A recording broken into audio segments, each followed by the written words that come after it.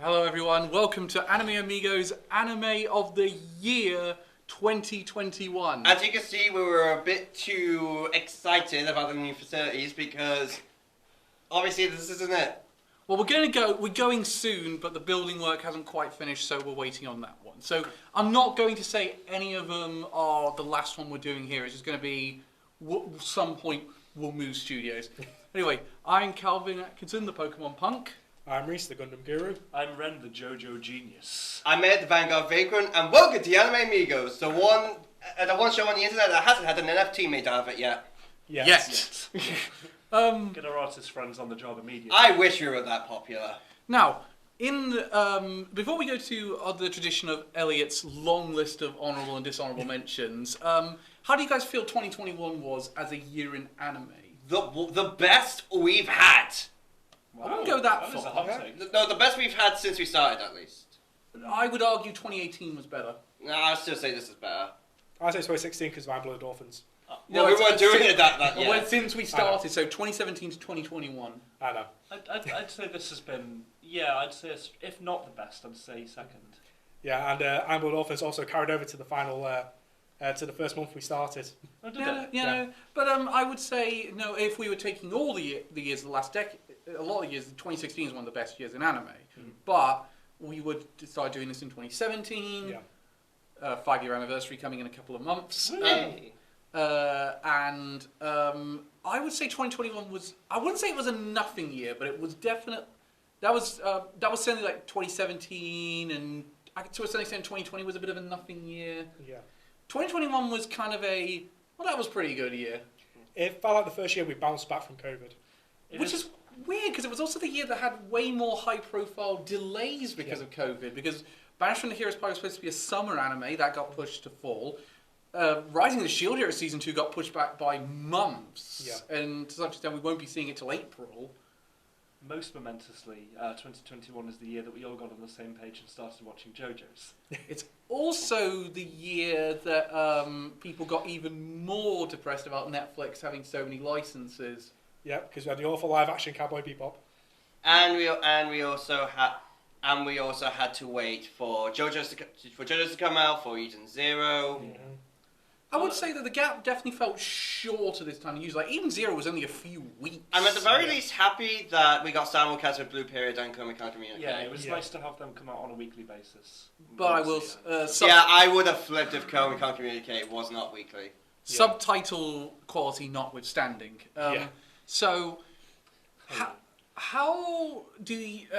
okay, so, Elliot, what were the honourable... Because we only had 10... Before we go to Elliot's things, because we're going to go straight into the anime after this, the 10 nominees we have are Summer Spider So What, Horimiya, Fruits Basket, The Final Season, Eden Zero, Tokyo Revengers, To Your Eternity, Miss Kobayashi's Dragon Maid S, Fena Pirate Princess, Komi Can't Communicate, and Ranking of Kings. So, Elliot, list off some of the honourable mentions that didn't make it. Well, to start off with, I'm very happy to say this is the biggest list so far. We have 51 entries. Why? Because there were so many good ones. There were so many I felt like had to be mentioned just because of how good they have been. Some of them for me, some of them been for each of you. Without further ado, let's go in alphabetical order. First up, we have 86, aka Racism the Mecha Anime. Very good animation, very unique mecha designs with a very good message. There's a reason why I can definitely see there's a reason why this light novel won a number of awards. Next up, a main warrior on the borderline, essentially Diet Gundam, but that is not an insult. A main warrior on the borderline, it was still a very good show with very likable characters. I think it's still ongoing, isn't it? Yes, it is. Yeah, I'm very looking forward to seeing what happens next. Next is Aquatope on White Sand. One that was short for a while would be one of Calvin's Wild Girls. Turns out, no. The second half wasn't as good as the first half, but still a very enjoyable show about an aquarium. Number 4, one that we're going to get a ton of hate for not being up here. Attack on Titan Season 4. I refuse to call it the final season. This one's the final season. Ultimately, I just thought this one was okay. I think we all felt that. But hey, it's still Attack on Titan. It's still going to be very good. Tell that to the Crunchyroll judges. Number 5, one for Reese. Back Arrow. Explain why this is up. Because it's an amazing mecha show. Okay, that's it. Yeah. Next, Banished from the Heroes Party. I decided to live a quiet life in the countryside, aka Calvin's Wet Dream. One that Calvin rated as anime of the season season last season for some reason. Still, it was all right. It was a cute. Stand by it. It was a cute. No, little, Cal, you stand by it. It was a cute little. It's a cute little slice of life thing, and ultimately pretty good.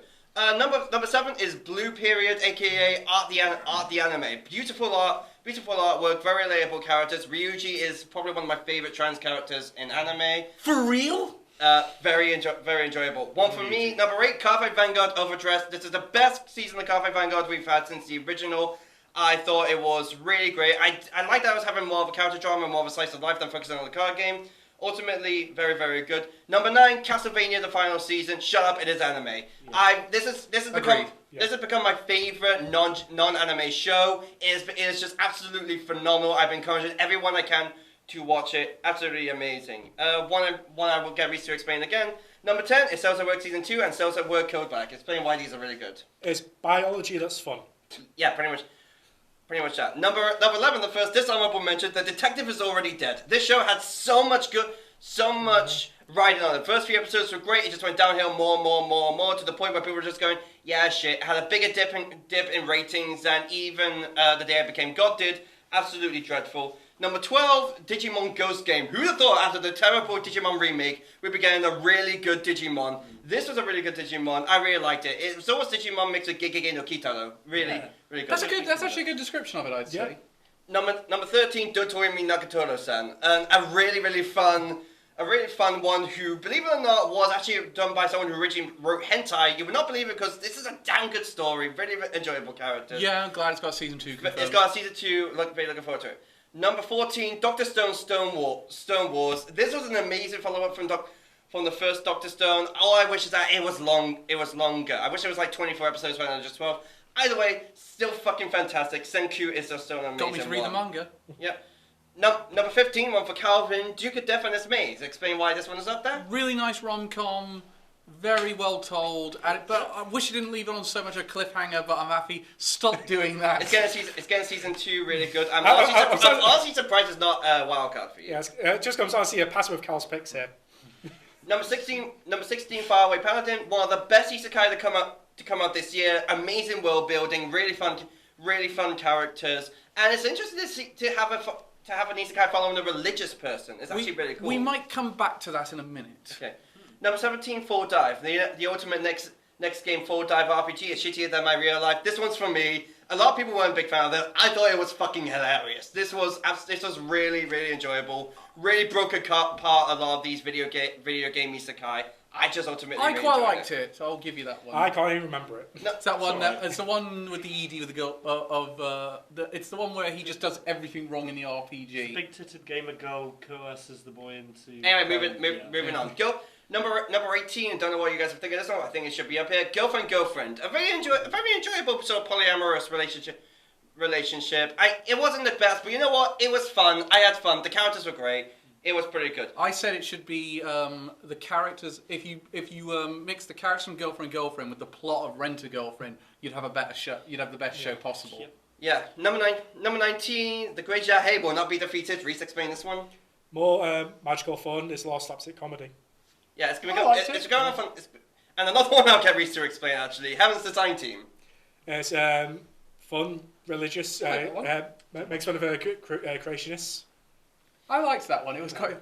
It's also got a giant unicorn that poops continuously. Yeah, and it's as ripped as hell. How can you not love that? Number 21, Higehiro. After getting rejected, they shave and tuck in a high school runaway. Another very cute show. I absolutely adored it. Just a girl being taken in after running away. Generally a really nice one. Thank fuck it didn't get creepy. Yep. Yeah. Number 22, one that's a dishonorable mention for us. How a realistic hero rebuilt the kingdom. This was just boring. There's a reason why you should not have a count in the isekai, and this is it. Just generally terrible and boring. I did not have fun with it. In fact, this season we're actually getting that show. Not I want to say done right, but they actually figured out that they need to make this show funny, and they actually made it. Yeah. One for Calvin. That's also not a big fan of this one. Number 23 is Arena for Vampire Cosmonaut. I really like it. It's a proper good one and really looks into the how dystopian dictatorships kind of run. Yeah, especially with the Cold War. Alright, number 24, I've been killing science for 300 years and maxed out my level. While this one didn't get high rankings for many of us, it stayed with me throughout the entire time. I thought it was a very cute slice of life. I do hope we get a season 2. It's been confirmed. Okay, cool. I just thought it was really fun. Sorry, I think I forgot to inform you of that one. Yeah. Up next we have a dishonorable mention probably for us. Jobless Reincarnation. Beautiful animation and most of the characters were very good. Rudy is just not a good protagonist. No. He's creepy and not very good. Ultimately though, I do still overall think outside of him, it is a very good show. I will say, Crunchyroll Awards judges, thank you for not nominating it for everything, but you also did wrong because you nominated one direct priority for everything, and you're morons for that. Number 16, well, I have Ren explain JoJo's Bizarre Adventure Stone Ocean. Do I really need to explain that? No, it's JoJo's. I mean, yeah, it's JoJo's very, very, very fun. Number 17, Kimono Jihen. A very fun sort of a very fun show about a demon who cannot die, who is ultimately just really funny. The characters are great. The show is really great. There's a reason why we give it high praise in winter. Stop doing numbers because you've gone from 21 to 17. I'll stop doing numbers. The thing is kind of it's good. I don't know. Up next is one I'll let Reese explain this as I someone to mention Koikimo. I think it was creepy. Yeah. Oh yeah, oh god no, just stay away from that, Jesus. Fucking hell, It's bad. Oh, Annie Trending's voters. What is wrong with you people? Alright, up next is Layback Camp Season 2. A very the cute little camping show is back, and by God, it is still just as good. It is still adorable. I hope we get a Season 3. The movie's out in a couple of months. Yeah, movie's out in a couple of months. I hope we get a Season 3. It's just very, very nice. Up next, Life Lessons with Urimichi Onisan. Generally one of the funniest things that came out this summer. I had an absolute blast watching it. I'm the odd one out. It was just generally very good. Yes, it was. Kids' TV show presenter that was passive-aggressive all the time. Oh, yes. Yeah, that one was just very funny. Number 20. Oh, sorry. Again, stopping numbers. Up next, Moriarty the Patriot Season 2. One of the best shows that came out last year came out this year, and once again, still very good, still very strong. There was a lot of other really good stuff that came out this year. Ultimately, though, again, brilliant. Really hoping for Season 3. Also, a fantastic OP in ED. One that I'll have. Yes. A dishonorable mention. My favourite OP of the year. Yeah. A dishonorable mention. I'll have Calvin explain. Mother of the Goddess Dormitory. 12-year-old looking after multiple legal adults who flash their tits at him constantly. What? Enough said. Christ. One I'll let Ren explain. Muta King, the dancing hero. Oh, come on, I love that one as well. It's just fantastic. I put it up there just because I knew you guys would enjoy it. Next, My Hero Academia Season 5. Obviously, this is going to get a mention. It's still My Hero Academia. It's still really good. We actually got more insight into the villains, which was ultimately which is still very good. And Man the Mission came back as a result. Yeah. Yeah, again, still not as good as Season 3, but it's still really good. And then my next life as a villainess, or Roots Lead to Doom X. Once again, it's Katarina Kleiss. How can you not enjoy it? Still very good. Everyone is very creepy with how obsessed with her they are. Yeah. But still, again, I really liked it. Up next one very much from me. My Senpai is Annoying. A very cute romance. Yeah. Office romance, generally really funny. I wish it was up for a wild card, but ultimately, again, it's more just a me thing. Kazuma and Sakura for the win. I absolutely loved it. Up next, Nomad Megalobox 2. Megalobox 2. I did not expect this to get a season. This was one of the shows I would say you shouldn't give it a Season 2, but they did, and my God, they did such a good job with it. Yeah, it's actually exceeded the first one. I'm so surprised by how good it is. Yeah, I'm very surprised how good it is. Another one for Ren or Taxi. Oh Christ, yeah! It's fantastic. I watched it as well. It's basically Creature Comforts, but with a walrus driver. Along with Jujutsu Kaisen second core and Attack on Titan, the final season part 1, it was dominating the Crunchyroll Awards as well. Yeah, it also got notified by New York Times, making mention of it. Up next, Platinum End, the guys who made Death Note came back again for shot of Mirai Nikki.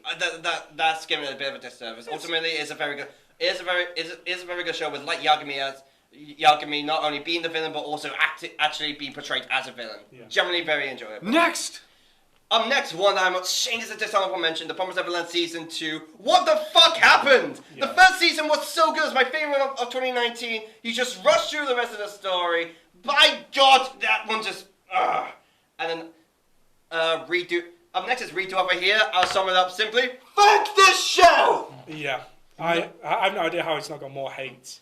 After that one for Ren, Remain.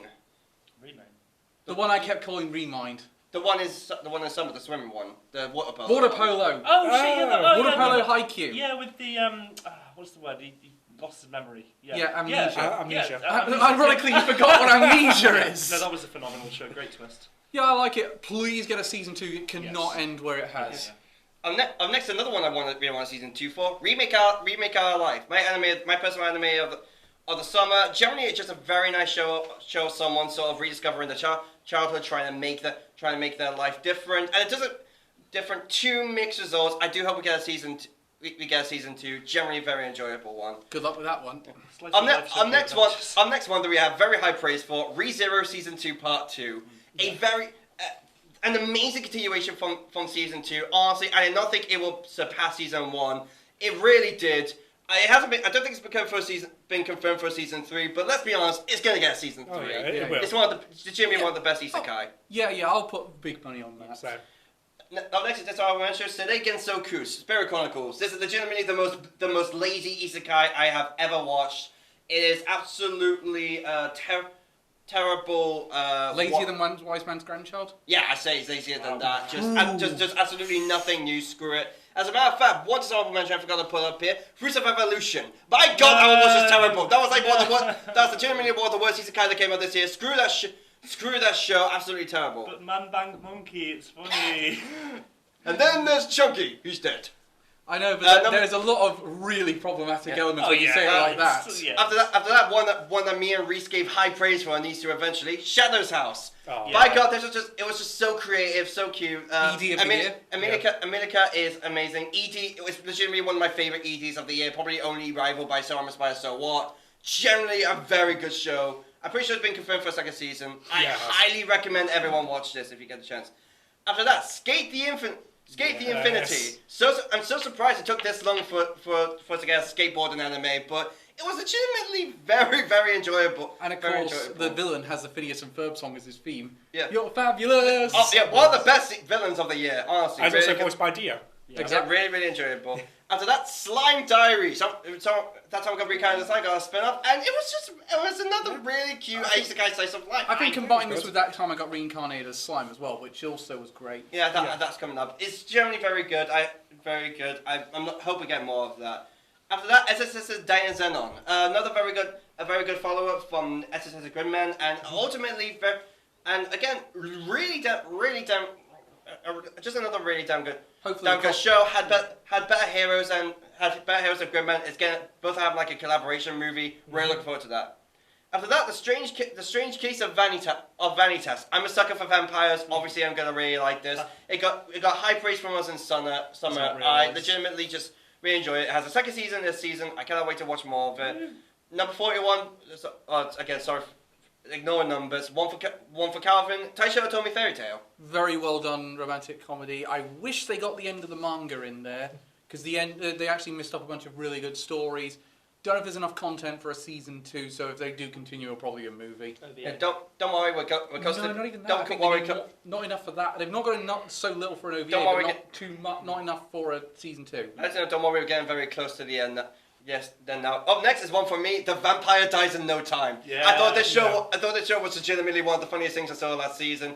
It's got a season 2 confirmed, I'm pretty sure. I'm so happy it is. I love this show. Cannot wait to see more of it. John is fucking adorable. That's Ren and Elliot's drunk dance. Oh no, that's the dance from Sawazanmai. Yeah. Oh yes. Afterwards, up next is Tacked Up Destiny. I'm a sucker for musical anime. This is a very beautifully done show. As a promotion for a mobile game, did not have to slap this hard. It did. I adore this. Hated the ending though. Yeah. I haven't seen the ending, honestly. It's awful. Okay. Yeah. Really? After that time Become a Recon is assigned season two. I'm gutted this is not up here as a wild card, but the first half was phenomenal. The second half was just okay. Ultimately, I really enjoyed it. I hope we get a third season. It was absolutely fantastic.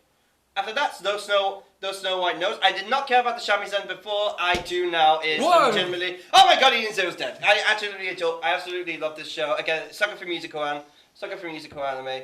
Generally very, very good. After that, another one of the funniest isekai, Tsukimichi from Moonlight Fantasy. I absolutely loved this show. Shion and Mio are really, really fun. I think it's Shion at least. I might be mistaken it with Tales of Arise. I absolutely love this show. It's getting a second season. So excited for that. After that, another one I kind of wish was up for a wild card. Now that I think, as the years gone on, VV Fluorite Ice Song. Oh, fantastic! I absolutely love that musical. I enjoy trying to save the world over the course of 100 years. I absolutely adored it. That ending was heartbreaking. I thought it was great.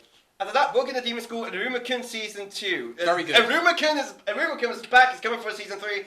And yeah, this was legitimately really good, even though they did have a part called Water Park. Next part. Yeah. No satisfaction. And then one for dishonorable mention now.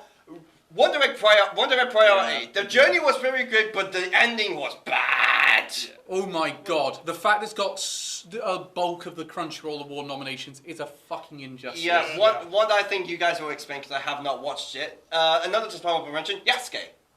Oh, so much hype it fell flat on its face. That CGI was horrendous. What the? It was like X-Arm levels. You could have told an amazing story Yeah. of someone overcoming racism to earn respect, and you turn it into a mecha show. And finally, Zombieland Saga Revenge. While it may not be the best musical anime of the year, I will give that to VV Fluorite Ice Song. This still has some of the best music of the year. A really good story that continued very well from Season 1. I hope we get a Season 3, because we need something from that ending. It's going to be a movie. Okay, good. I absolutely loved it. Very good. Woo! Wow. And breathe. Someone get me a fucking cigarette. Yeah, I know. Actually, I'm going to need some goddamn water. Goddamn. I'll get some. So, we're going to move straight into the nominations. If you don't want spoilers, Click off the video, but be sure to like and subscribe first. check the thumbnails. And you can skip them a little bit, but be warned, we will be giving spoilers. So, let's start with the first nominee, which was our Best of Winter, So I'm a Spider, So What? Now, I think we made the right choice picking this for Best of Winter. Oh yeah, easily. Personally, I still feel like we should have picked someone like Horimiya. What were the other contenders that season? Well, it was really a freeway race between that Horimiya and One Direct Priority because we didn't know how bad it was going to be. Maybe Kimono Jihen? Yeah, that was a good one. It was good, but Spider was better. Spider is a better show. There was another show. Well, if you look at the demographic of our nominees, there's 2 from every season. And Skate the Infinite.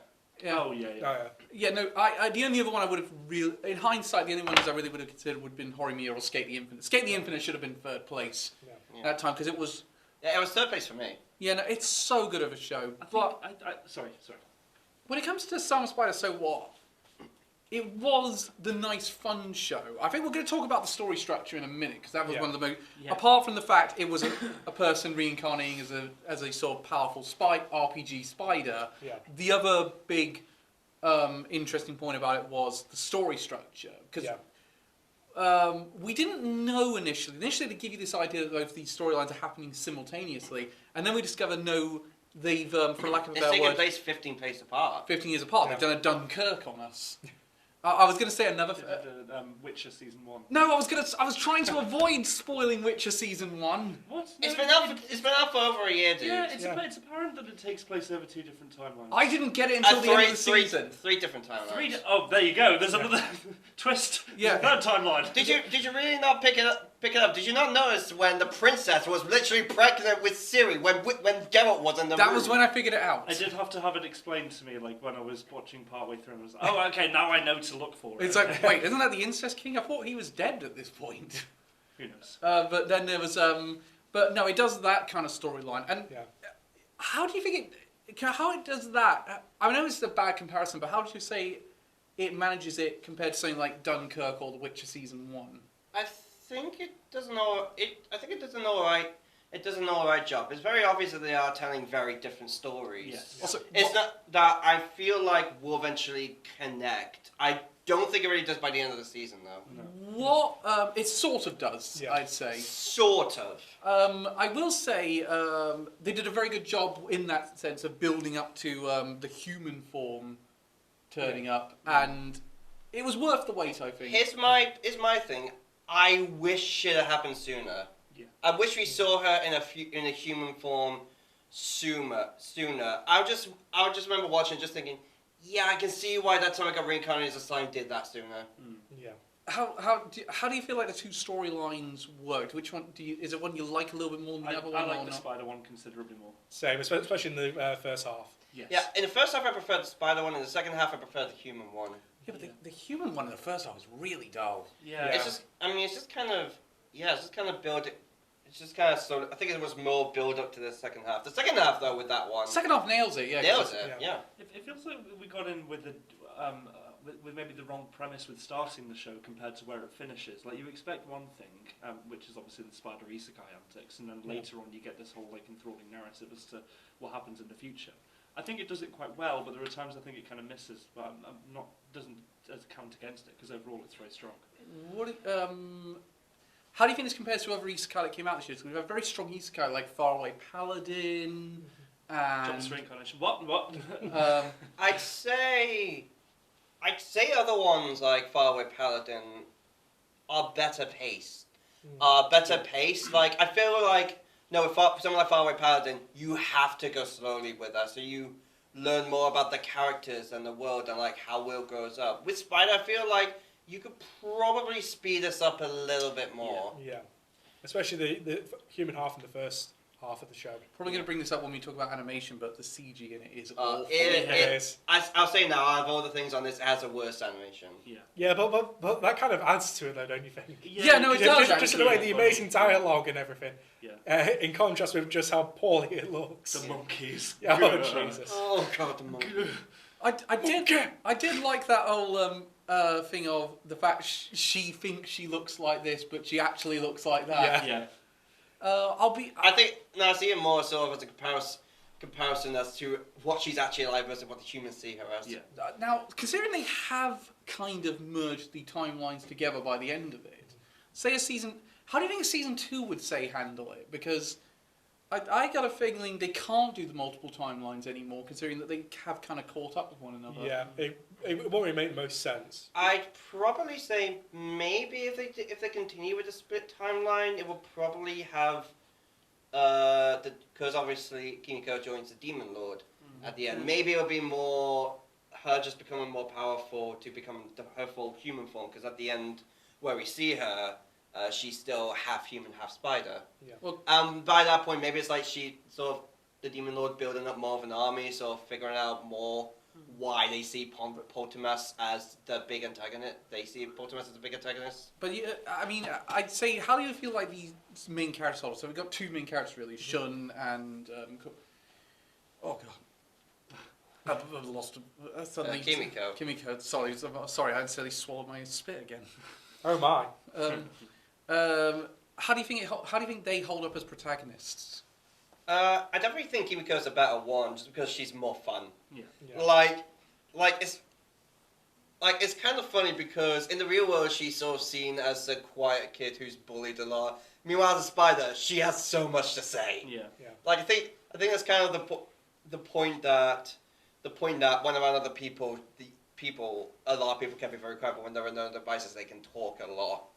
Yeah. I'm Also with I just think with the certain segments, like when the war's happening, she's sort of doing news commentary over it. You just think, how is that portrayed in the light novel? Yeah. Yeah. Or is that just a manga thing? I'm not sure. It could be an animated thing. I think with the second season, they would just have to stick to one timeline, and I think they would probably lose some of. Well, I mean, in the flash forward, she's a very different character. Like she's gone through a lot, and she's had the character development. It would be strange to kind of merge. You could justify another timeline on that basis by saying, "Well, we'll see how we got there." Maybe that's just her outward appearance to other people because she's a spider. We've rarely ever actually seen her interact with other people outside of that night person. Yeah. I do feel like this show feels a bit of an odd one out in this list of 10. I won't say it's not. It's not bad at all. No, not bad, and it's not as big of an odd one out as some of the entries we put in previous years. But It was an effect of we picked it halfway through the season as well, right? But I Yeah. feel like Actually, we picked it at the very beginning, pretty much. so just based on that, just when she exits the cave, basically. But Yeah, I still think we had a so- really. I still think it's a really good show. I think Yeah, isekai wise though, I'm not sure it was the best isekai I saw all year. It certainly was one of the better ones, and to me it felt like all the benefits we got from isekai the last few years. Personally- 2021 felt like a year where it all went backwards. Yeah. Personally, I'd say with Kimiko, it was the most fun. Yeah. But if I'm being honest, I say Faraway Paladin's the best one. Yes. Isekai. What about that time I got reincarnated as a slime? Oh season fuck yeah, 2? yeah, that one actually. Yeah, I'd say that one. Yeah, but I will say with Spider, it had. If we're the talking best about humour. originals, then Yeah. Yeah. I'll say with Spider, it had the best humour and jokes Yes. Yeah, no, of it's an isekai.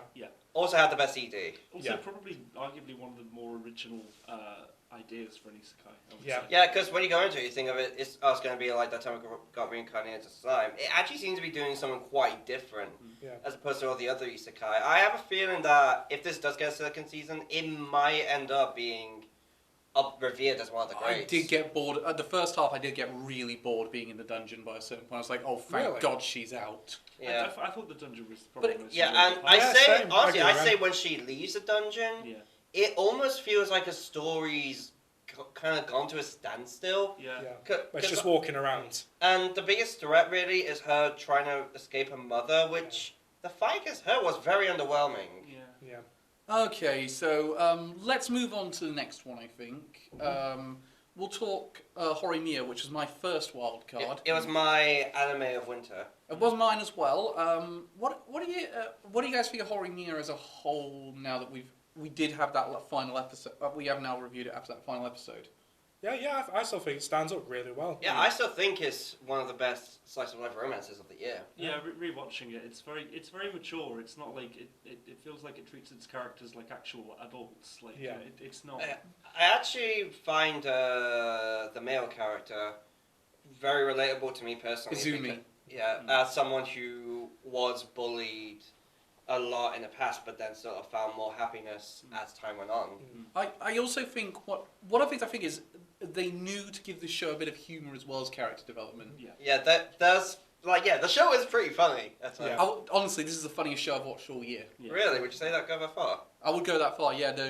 I was in stitches watching the whole back and forth between Hori, Izumi, and the girl that has a crush on Hori. Oh yeah. And just see the guy come out of the back and go, plot twist! I found it. The thing I found really, honestly, the bits I found really funny was getting Izumi to like do the whole slapping thing. Yeah. Like to just slap, It's funny. just slap her because as it turns out that's her kink, and just everyone's reacting around her just like, what the fuck? Yeah. He's actually a monster now. It's Or the great moment saying, Leia Shindo, and this is not a sexual thing, I promise! what I love is the contrast between Daisuke Ono's acting as Hori's dad and as Jotaro, because they're just polar opposite dad characters. I think that's a great contrast. The dad in this is legitimately probably one of my favorite dads in anime. Yeah. He's Yeah. such a good character.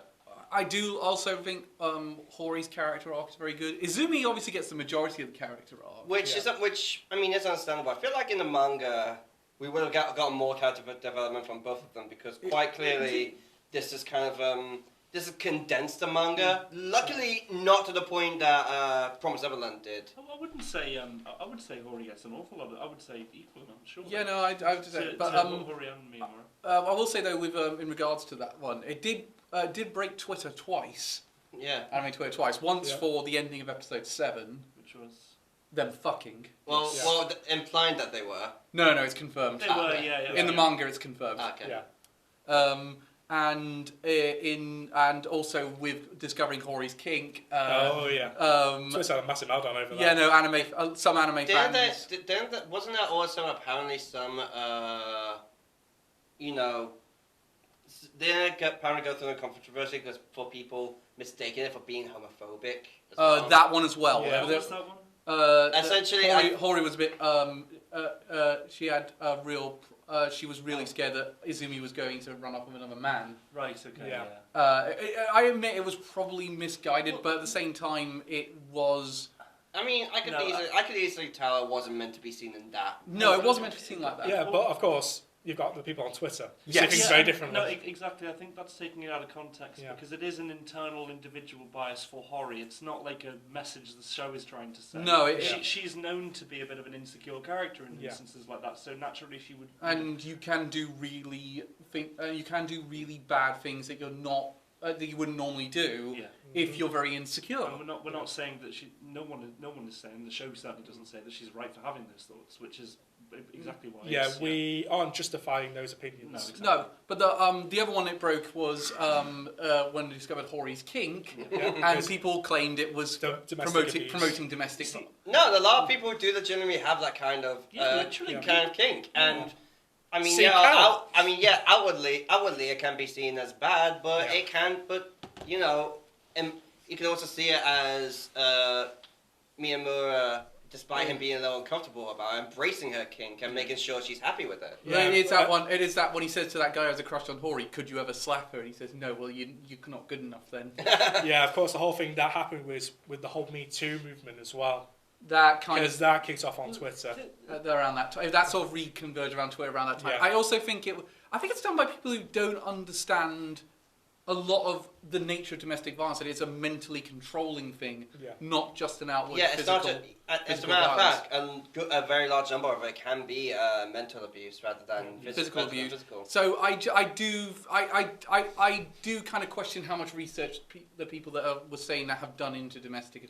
Yeah. Well, this is what I mean when I say treating just as an aside, treating the characters as an adult relationship. Like obviously they're still in high school. It's not an adult relationship, but these are things that are kind of grappled with at that age anyway, and it doesn't sexualize, it doesn't objectify either of the characters. They are just kind of like young adults coming into a relationship. Yeah, I mean, especially seeing as I'm pretty sure in Japan the age that they go into high school is the same age that we go into college. Yeah, it's college, isn't it? No, you finish high school at 18 in Japan. And you start at like 16, I'm pretty sure, right? Yeah. Yes. Well, of course, people on Twitter just see high school, they equate to children.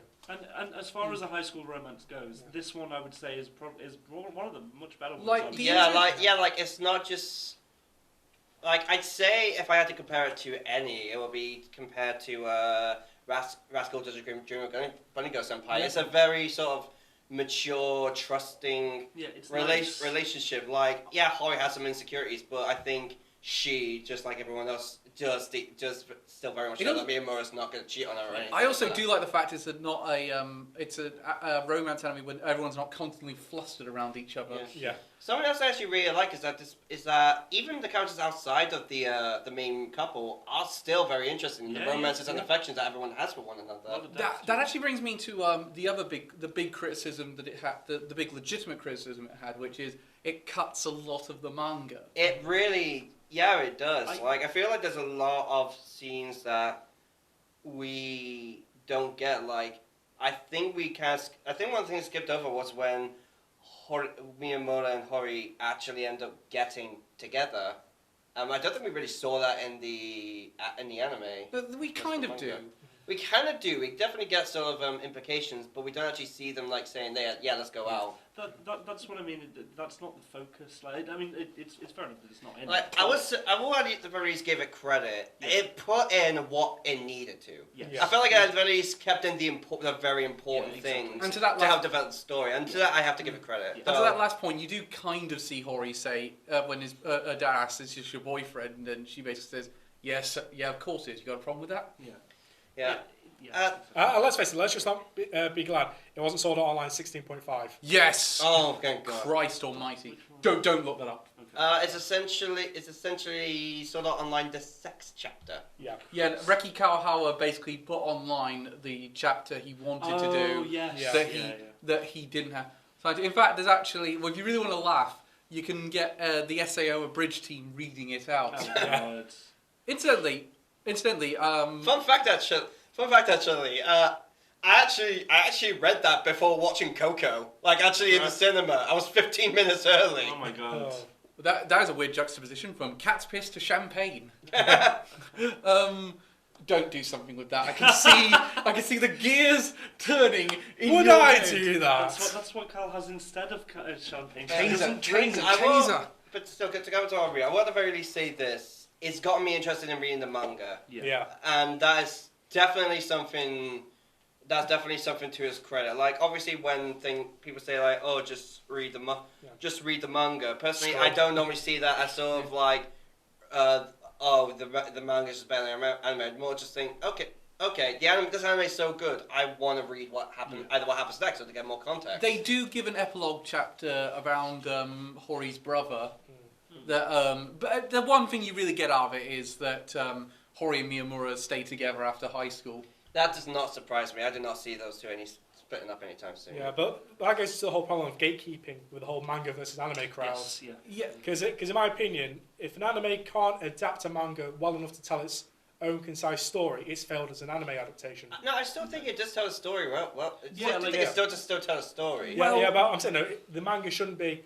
Oh, the anime was crap. Read the manga; it's so much better. Yeah, I wasn't more saying it like that. Yeah, I know. I was just saying the anime should invite you to read the manga. Yeah. Also, that's exactly I would say to that gatekeeping crowd as well. There's a lot of things an anime can give you that a manga can't. Yeah, for example, animation.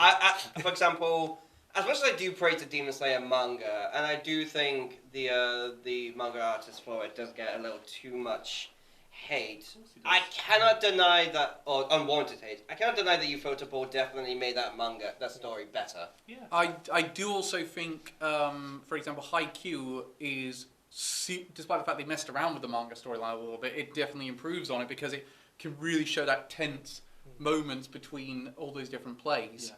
If you're reading the manga for like a culmination in say Naruto or something, it's complete. You watch the anime. You wait for the anime. Yeah. I think we need to move on. Yeah, I was about to say. Speaking of long overdue manga adaptations, Fruits Basket: The Final Season. Yay! Now, I said this has been a 3-year journey for us. Especially for Cal, being the big fan. I hadn't watched. Yeah, he's a big fan of us. Let's be honest. Season 2 or 3. So for me, it was a 1-year journey, then a break, and then a 2-week journey to catch up. Wait, you haven't seen season 2? No, I'd only watched season 1 by much later. Really? How do we feel the final season closed the story? It gave it the perfect ending. Yeah. I think it ended up as good as it could have. Thank you for doing it. Please don't adapt Fruits Basket another. Why is that one not good? It's not bad, but it's not very good either. It's almost like when there's no curse surrounding the Somas, there's not really much for them to do. Yeah. There's no central conflict, really, is there? No, there isn't really one, especially. I guess really it's just developing more on the romance between the characters. No, it's Fruits Basket another is really centered around this new character who makes a friendship with Toru and Kyo's son. Oh, okay. Who incidentally looks exactly like Kyo. Yeah. Of course. Admittedly, the one thing they are adapting is this prequel movie, which to me, I'm kind of like. I'm not against it. It's about Toru's mother and father. Yeah. We don't really know much about her father, and let's be honest, Toru's mother is a fantastic character. Yeah. I'm happy to see more of her. I think they made a great character arc for Kyo this season as well. Yeah, yes. Yeah, you can definitely tell. He and Akito were the main focus of this season. Yeah. I remember there was a lot of hate going to what's his name again? Rat Boy. Not Rat. Oh, the cow. The dog. The dog. Kyo and the housekeeper guy. Yeah. Oh yeah, him. There was a lot of hate going to him after he slept with Akito. Yeah. Why? What? How old is Akito? No, above age. Check the wiki. Oh no. Above age of consent, I can tell you that. Okay, right. yeah, I was gonna say. I don't. Well above. Yeah, but I don't. Sure, it's a shitty thing for the character to do, but the character relationships are shitty. A hole is a hole. You know what I mean. My favourite thing. Yeah, at the same time, it kind of also delves into Akito's character now because it almost feel like she manipulated him to that point. Akito is a fully abusive character. No, in the same way the relationships between the characters are abusive. That's why I feel like she had one of the best arcs this season. Yeah, that season because because it doesn't negate all the shit she's done. It fully acknowledges she's done some bad shit, but she's trying to redeem herself. In fact, Haru never forgives her. Yeah. Which and she accepts that. Yeah. Which incidentally, that ending of that character arc was fantastic. Yeah. Hell, honestly, all the characters have perfect endings. Yeah, literally. Like every single one of them. Despite the fact he doesn't like Momichi, I think he'd even say that. Momichi, which one's that? The German one. Right. Only because Rabbit, wasn't it? when it was, I think so. Yeah. Yeah, Rabbit. When I was first watching the anime, the accent is just fucking intolerable. Were you watching the English dub? Dub, yeah. Yeah, I stopped.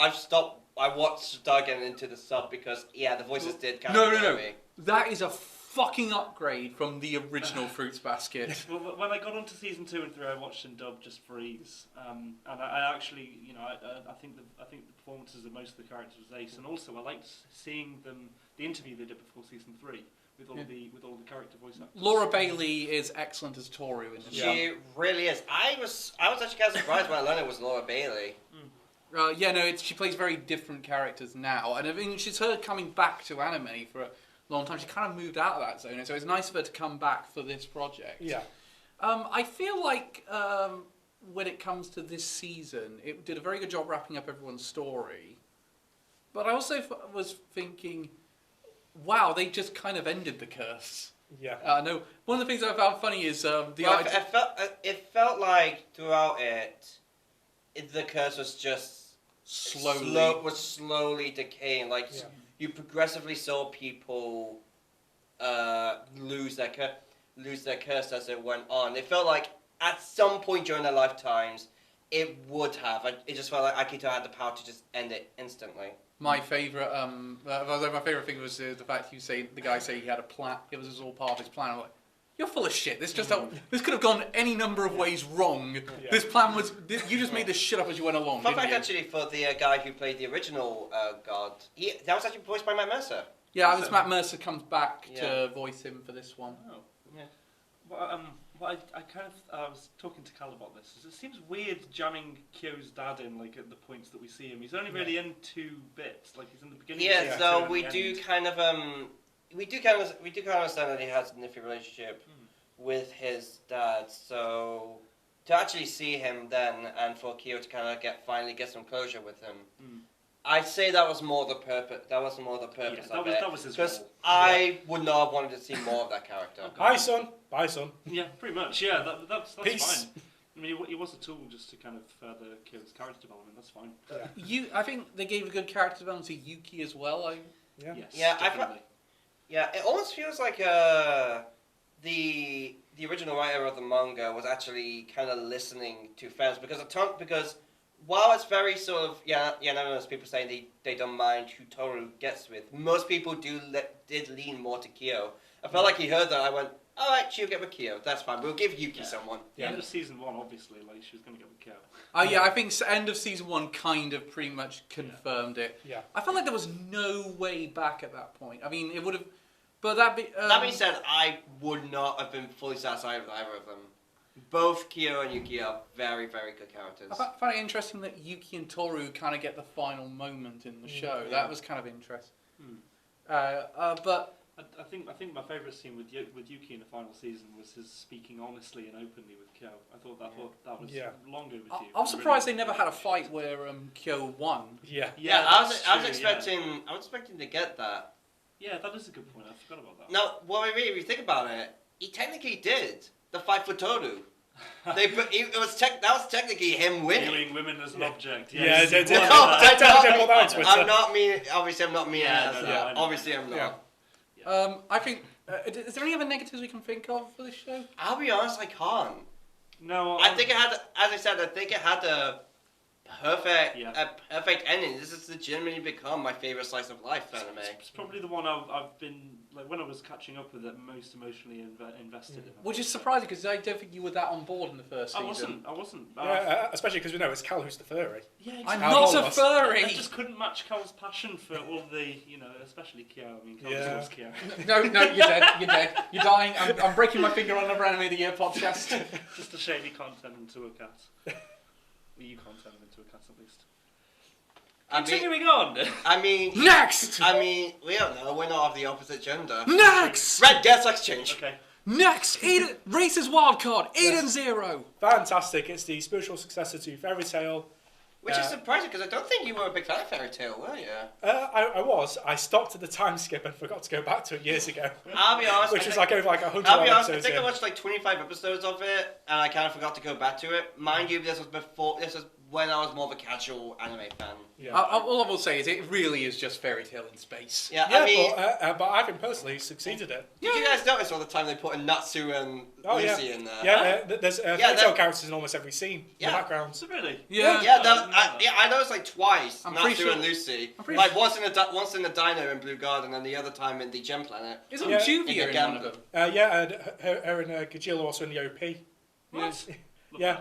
There's a lot of talk. Yeah. about- Hey, do you think they're just all they're doing is looking for Happy, and he's out with Rebecca. It's funny. One of the first manga I read, and I didn't even realise it was manga at the time, was something called Rave Crystal, which was the His first- original work. Yeah, his original Yeah. work, and they reuse Happy in it, like in Yeah. Fairy Tail, and then in Yeah, I Single. mean, I feel like Happy's just sort of unanimous with his brand as a whole, really. Yeah, Pretty much now. Glad they got back most of the voice cast from Fairy Tail Yeah. for this one, Yeah. because I mean, admittedly, it is just basically Natsu It's and the same Lucy show, again. Yeah. it's- Pretty much. Not as a critique. I mean, That- it is the same show. That It's being full said, works. I like these two more than Natsu and Lucy. Oh yeah, especially because Shiki doesn't scream as much as Natsu Oh, does. God. Yeah, and Rebecca is also a bit cleverer than Lucy. Yeah, Can I also- especially because we're Can missing I also out. just say I liked the powers more in this one. Yeah, With Fairy Tail, of course, with Natsu using fire magic and a lot of and stuff, everything. fire magic and a lot of that. It felt kind of generic, but this one it felt like they were going being a bit more unique with Shiki's ability to manipulate gravity, or Thingamajig's ability to alter machines, Yeah. stuff like It's that. quite JoJo-esque in a way. I'd say. Yeah, That's what it because sounds. it is more mechanical based in this. Yeah. Whereas so it's technology versus mysticism from Fairy Tail. I thought the limitation of having their hands bound stopping their powers was a bit. My like- favourite- I kind of But it makes sense though, because every time they use the powers, they touch something. I Yeah, kind I of guess so. wish we got more of Rebecca's ether gear though, because Yeah. she had Oh, it'll be for next season. won't Oh, it will. Yeah, I'm pretty sure we're getting to the second season. My favourite. Oh, yeah. One of my favourite lines. Only anime can Oh, save the save world. anime Yeah. will save the universe. Yeah. Or my. It's funny that one of the main characters in that last arc was just an otaku. Yeah. I do also like the fact that Reese had warned me. I'm watching it and like, okay, what's Happy's role going to be in that one? Then we finally see Happy turn into a gun. Jesus Christ! Yeah, especially when you see the accident as well. Like, oh no, Happy, no! Yeah. Yeah. Holy hell! Who'd thought we'd see Happy as an android be able to turn into a gun? Yeah. I wonder if down the line he'll be able to transform into more weapons. That would be really cool. Well, I find it interesting. The only thing that distincts him from Fairy Tail Happy is he has a little white spot on his tail. Yeah. I think Eden Zero is a very good example of a formulaic, very strong shonen anime. I mean, yeah, it is very formulaic, but he's using a formula that Well, yeah, that works. works. That's what- It's when I say like formulaic, yeah. Dragon Quest in that case. I think Homura might be might have had my favourite arc in this show. Yeah, So- I'd say so. Her arc with Valkyrie is Yes. legitimately very good. Yeah. I've got to say, a lot of the male characters are very rapey, and I really don't like that about the show. That's my. I That's my think big wasn't that critique. something with Fairy Tales? Yes. Yeah, Yeah. and that's why I didn't like Fairy Tail as Yeah. well. Yeah. I had to stop. But yeah, it's something that's in this, and that's my big critique of the show. Mm. But I- for the most part, I would say. I it's think my pretty big critique of the show is. I mean, let's be honest. There's way too much fan service with Rebecca. Yeah. Like Which that. is just the same Like, with just, Lucy for in the fuck's, original. Yes, like you just exactly, think, yeah. for fuck's sake, stop drawing her naked. good. Yeah. Yeah. Is yeah, they definitely didn't do as much fan service with say characters like Homura, for example. Yeah. Yeah, they did do a fair bit though with her in a bunny outfit and whatnot. Oh yeah. And even just that guy with the whip at the end is fucking disgusting. Oh yeah, And even with Kurenai's fate, it's At like, the same What's time- with that guy wanting to turn women into furniture? yeah, Female because option. God, yeah. he was making a reference to Harvey Weinstein in Jabba the Hutt as one Oh, character. Oh, I see. Oh, right. yeah. Yeah, that makes total sense. All right. Well, you know they. Well, I'll be happy. I was just saying this. At least the villain from Super Mario 2 is still getting work. Yeah. Oh, Wart. Yeah. I think the weird thing about that scenario was just really he's going after female YouTubers. Yeah. That's your big goal right here to turn into furniture. I mean, You are done, I mean, Yeah. if it was nowadays, it would be after Twitch girls. Yeah, maybe Or no. TikTokers. Or Yeah. OnlyFans. Yeah, but the whole thing now with YouTube is VTubers. Look how much they've exploded in popularity. Yeah. It does feel. Do you think that's something that in years down the line is going to be incredibly dated? Oh yeah, Yeah. massively. I don't know. I mean, we're always going to have influence in some form. You could just replace it with that. Yeah, it does feel like even if YouTube, for example, goes, like it goes away of MySpace, it feels like something would have taken its place. We do just have generally in the world, we have too many famous people at the moment. I'm doubtful. By the way, I'm Time to kill them all. Yeah, we need a cull. I'm not I say, advocating for that. I say one criticism I have with Eden Zero, which in that case is the same with that time I got reincarnated as a slime. I don't really think it has an ending. It just almost feels like it just ends an arc, Yeah. and then it just kind of stops. Yeah, which Yeah. is kind of the thing. It's meant to be a continuing story. Yeah, well, I mean, 10 years ago it would have been an ongoing anime, wouldn't it? I mean, Yeah. it's just Yeah. because we do seasonal now that it's had the 24 episode limit. 25. I would, 25, sorry. well, I still would have expected, like, I don't know, something like, obviously, like, for example, with Overlord, at the end of every season, they always go back to the throne room with Ayn sitting in the throne. Maybe just Yeah. something simple like that. Also, Yeah. talking about going from champagnes to cat piss, what about the fucking... Oh, Cal, all about the cats again. What about the fucking downgrade from OP1 to OP2? Yes. Oh, OP1 was fantastic. Yeah. I was heartbroken, OP2. It just, Yeah. Oh god, it's like balls. Yeah, I went from rocking out every time to just go skip. skip. And, Also, the first ED is really good, and then the second Yeah. ED is not very good. yeah. No, but the drop in quality isn't as big, Yeah. I find. No, not as big. No. Yeah. Do you have any negatives, Reese, for your own wild card? Honestly, well, most characters haven't got the fully fleshed out arc yet, like Homura has. Yeah, I feel like that's going to continue down the line. Like, you can't just sum up Shiki or Becca's arc like in the first quarter or something like that. I knew they did a very good job after the first episode where they were like, oh my god, Yeah. they did that for Shiki. Yeah, because Yeah. the whole episode was like all of VV condensed Yeah. into one episode. Yeah. We need some comeuppance for that fucking cunt VTuber character. Oh, Oh, god. yeah. She needs to be, I don't know, she's something bad. Yeah, I swear to God, she does not get some comeuppance by the end. I'm gonna flip. Well, also I'll say that the whole thing with the chronophages, that's quite a unique villain concept. Yeah. Yeah, When no, they no, steal no, time. That being said, Homura's mother is a way over the top villain. Yeah. Yeah, very, very much. At the same time, though, I more think of it like the same way I think of a Persona 5 villain. It's Yeah. just cartoonishly evil. Yeah, exactly. It- That's what the show is. It's just Like- cartoonish, all of it. Like as much as I prefer Persona, as I praise Persona 5, you have to admit the villains in it are a bit too evil. The Yeah. caricatures. Yeah, because the whole thing of Eden Zero, it dials everything up to the max. Yes. Yeah, there's like no subtlety at Yeah. all with it. Let's move on to Elliot's first wildcard, Tokyo Revengers. Woo. In fact, it's both. The next two are, because we're going in release order. The next two Yeah. are both Elliot's wildcards. Hey. So let's go Tokyo Revengers, and this show kind of came out of nowhere for us. Yeah. Yeah, like it's kind of funny with my first impressions with Tokyo Revengers, because I will admit watched it very late, like about when I was 10 episodes in. Oh, really? Yeah, really. I just didn't watch it for a while, and I just thought, okay, I'm gonna watch it. It's probably gonna be very good. I'm likely gonna enjoy it. Put it in my top 5.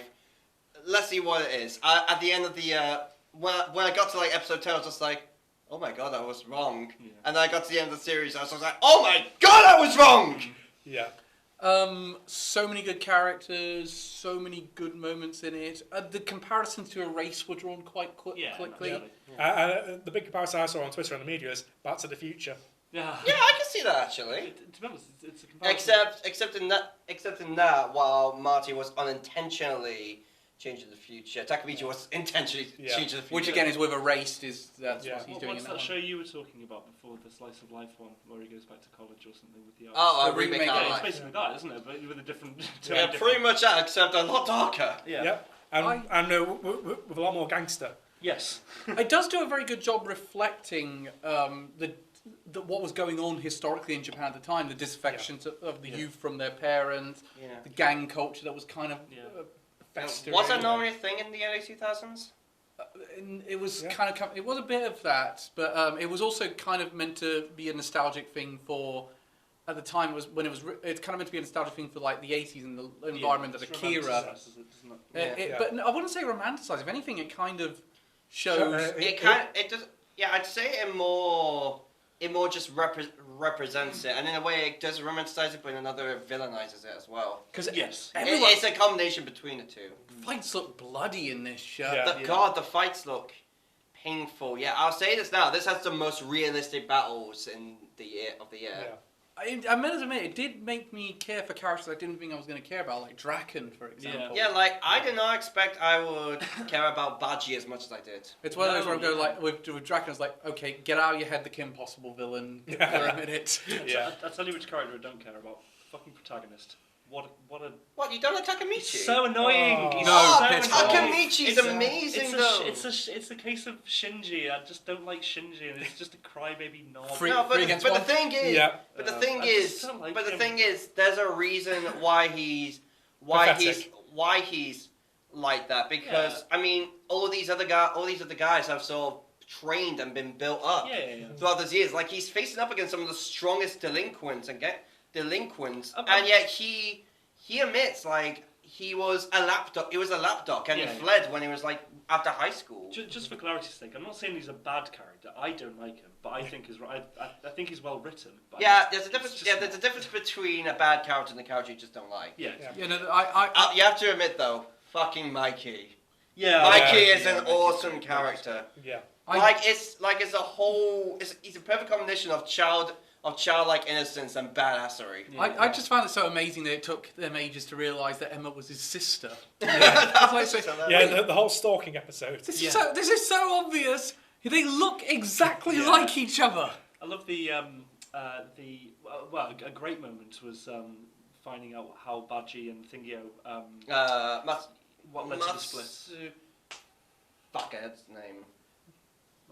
Matsumoto? No, I was thinking Matsumoto. Give me a sec. Matsumosa. What do you guys think of the relationship between Takamichi and Hina? Oh, they Oh, that have was a very adorable. good relationship. But Jesus, did it get dark with the car? Yes. Oh, Christ. Yeah. Oh my god, I was like so shocked, but also like honestly, I was kind of close to tears at that bit. Just like holy hell, this is so sad. I did like the brother trying to goad them on. Kazutora, that's it, Kazutora. Kazutora. Yeah. I'll tell you what it reminds me of. Actually, now we're talking about the kind of trauma of that scene is ReZero in a way. Yeah. It's kind of similar to Like- ReZero. Save as many as possible. Yeah, like you could tell the number of layers to each of the characters. My though at that moment when he's trying to get them together, I did feel like playing that clip from Vicar of Dibley. I wish became a meme, and it wasn't where Dawn French just yells,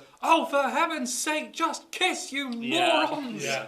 Yeah. It's a case of Ippo and Kumi from. How did that not become a meme? Yeah. That could have been used as referential humour all the time. Yeah. Yeah, but it's also been how long since Vicar of Dibley was on, and how many people know it today? Make it a meme. Then again, a Seinfeld meme has recently. Yeah. Yeah, but Seinfeld's been popular for 8 years. yeah, it's been hasn't huge in America. Anyway. Oh, for Andrew. legal reasons, we can say alleged. Yeah. Okay. Right. Alleged. I don't want to get sued for fuck's sake, people. Like anyone who worked on or owns a Seinfeld license is going to watch us and You- take issue with You'd that. be surprised, mate. I've seen lawsuits come out of weirder shit. Fair play. But also, don't forget in America, it's a lot easier to file a lawsuit because you can sue anyone. No, it's easy to file a lawsuit over here than it is in No, it's America. No, libel cases, it's way easier. Yeah. Because the libel laws in the UK are you're guilty until proven innocent. This is not interesting at Isn't all. that the same? Isn't that the same in Japan? Yeah, similar in Japan. We're getting off topic. Yeah. Do you want a cup of water, by the way? Yeah, all It's right. not- Actually, Well, it's not much a cup. It's a shot glass. Oh yeah, true. I haven't eaten today, so Anyway, I'm not back to Tokyo Revengers. Yes. I think the one thing that I'm good, thanks. All right. I do think they did a very good job of nailing the time travel aspect of it, because it's very hard to do a good time travel story. Yeah. So who else yeah, needs but to pee? But like I do still like the fact that he can only go back to a certain point. It's not like ReZero where the checkpoints and he's he's like able to go back constantly to try and save him. With Takamichi, whatever mistakes he's made in the past, they stay. Yeah. Yeah. One of my favourite going back to the past is where he just wakes up and he realises he's about to get off with Emma, and he's like, "What the hell did my past self do?" Yeah. You just say, "What the fuck?" Yeah, you did genuinely just think that. Or like when he goes back forward in time, he's still one of the heads of Toman. Can I throw in a theory, which you guys can feel free to say it's stupid? I think Tenta, is it Tenta? The evil main villain. Oh, Kisaki. I think he's got the same power as Thingio. As Main dude. Takamichi. Yeah, Takamichi. Because if one person's able to do it, I reckon that the chances Then- are. And also he's like this no, massive- I don't know though, because Takamichi can only do it by shaking hands with Hinata's brother. Yeah. So whose hand would he have to shake? I don't know, that's the... That'd be interesting. I mean, we're gonna find out because Tokyo Yeah. Revengers is entering. It is. It does have a second season. It's Yeah. currently in its final arc in the manga. Also, screw that ending for season 1. I- How dare you leave it there? literally. Yeah, that's just one of the few. Like quite often, I do think you can't end it there. This is one of the times I was literally screaming, "What? No, you can't end it there!" Yeah, literally. I'll say though, I don't see it much as a bad way to end it. I see it more as the same way as Duckman did, as if their final season, as if to say, "Don't give us another season! I bloody dare you!" Yeah. And also, I'm pretty sure that's how it ended. And that's how one of the volumes in the manga ended, or at least one of the chapters. So, on that basis, though, how excited is everyone for season 2? Oh, so so excited. hyped! So hyped! Definitely. Like, I'll be honest with this one.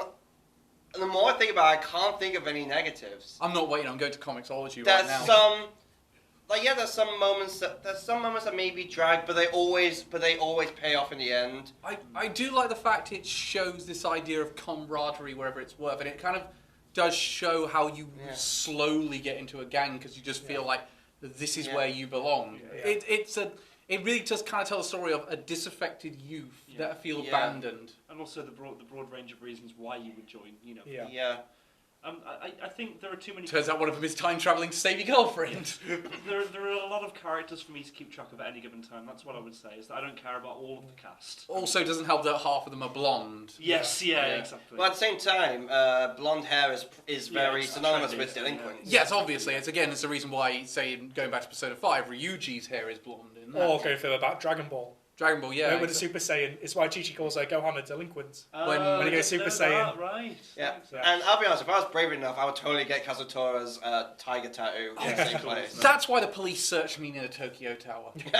That's not a joke, by the way. I genuinely was searched by the police when I was near the Tokyo Tower. It's got nothing to do with it. It's 10 bags of cocaine you had on you. No, it was hilarious as shit. Yes, we're talking to you about your DeviantArt account. What are those Blaze the Cat pictures?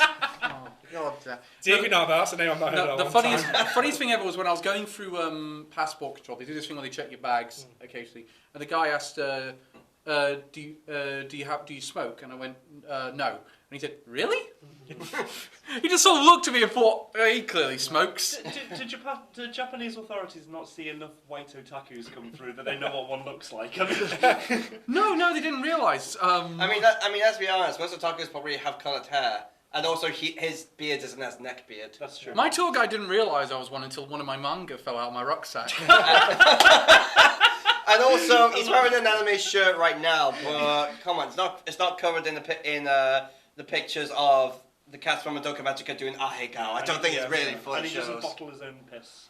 Yes. No, he To my did. knowledge. No, I love that tour guide because he did show me where the Gundam Museum was. Oh, that's nice. great. And he took me to the Pokemon Center. Oh, amazing. Ding, ding, ding, ding. Right, Ding. I think we should move on to Your Eternity. Can't think of anything. That was your second wild card. To Your Yeah. Eternity.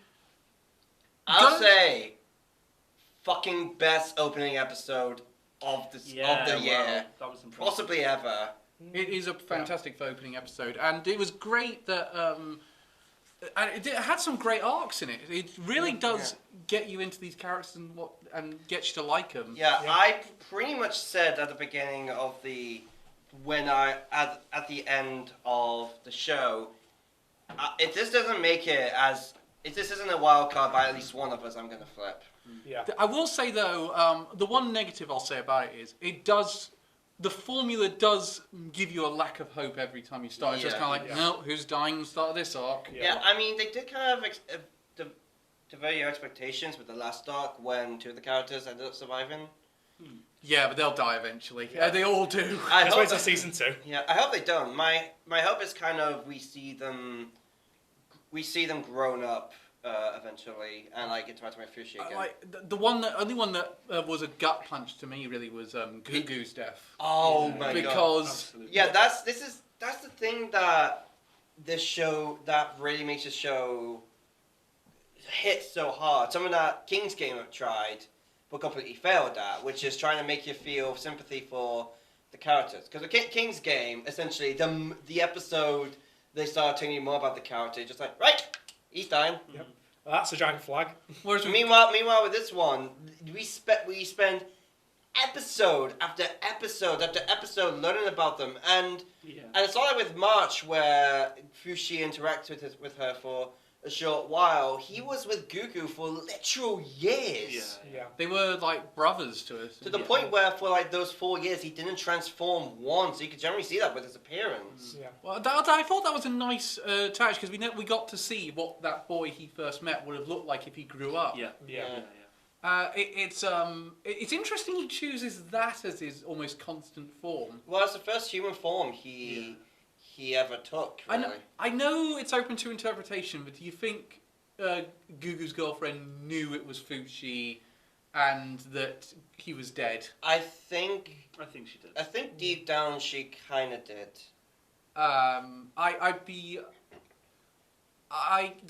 Is there any other negatives we can think of the show before we talk about some of the positives? They kill off far too many cast members. And I like that. I like it's a show I watch, or it is a show I would watch if I wanted to feel something. Depressed. Yes, depressed and something. Honestly, yes, I can't. This is just like with Tokyo Revengers and Fruits Basket. It's one of those shows I can't think of any downsides to it. What about here's the thing about it.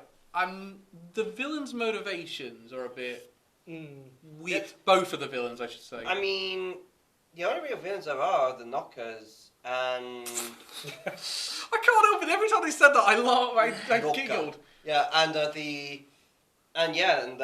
Crazy and woman. that crazy woman. I think she was a very good villain, honestly. Yeah, she's all right, but it is kind of like, wow, you really went nuts over the years. Yeah. I mean, it had been literal years, and she was like one of the first people to see Fushi like that. So she kind of thought, he was a god in some way. And of course, he pushed her she pushed him to his limit, and he's Yeah. forced to give her an agonizing death Yeah. Yeah. in the second to Which last I episode. just think, fully justified. Yeah. I think the journey of the character is. I Yeah. just think it's fantastic. Yeah, Fushi is one of the best protagonists of the year. Yeah. I mean, Hands down, how he learns slowly about becoming more human. How to Almost, talk. having a Violet Evergarden. Yeah. It's Arc, just and tragic. The level of loss Mm. he feels, like when Gugu dies, you really feel it from him. Yeah. And forced to be a witness for all of the people that he cares for and their Yeah. deaths. It's just it's horrible. It is. I always wonder, like, how are you going to tell a story about an immortal character? And they found a very good way of Yeah. doing Yeah. it. it's I incredible. mean, they've really implied that the old woman he was traveling, Kira, is going to reincarnate in season 2. Yeah, like but when she died and like how sad it was, that was a gut punch. You legitimately felt the heartbreak and the loss that he had, considering like. Yeah, she wasn't the nicest person, but he had travelled with her for so long. He had gained the biggest connection with her. And also just seeing her degenerate over the travels. Yeah, you just think, oh, this is so heartbreaking. Where do you think he's going next? Because season 2, I don't know if it has been confirmed or not. It has been confirmed. Oh, it has. It has been confirmed. It was confirmed pretty much immediately after the first season ended. nice. But here's the thing, that where do you think it's going, this story? I mean, we could easily just read the market. In fact, it actually comes out monthly on Comixology. Oh, nice. So you could literally go up to the point right now if you wanted to. But here's the point I'm making.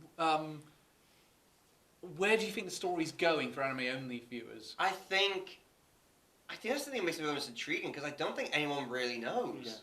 Yeah, because in my opinion, you'll probably do like an Old Man Logan, where it goes so far in the future. Yeah. That'll be one of the few Like humans left. like you can see now, he's a fully grown adult, Yeah. and at the end. So I will say I've seen some of the covers going forward. It does go to modern technology eventually. Oh wow.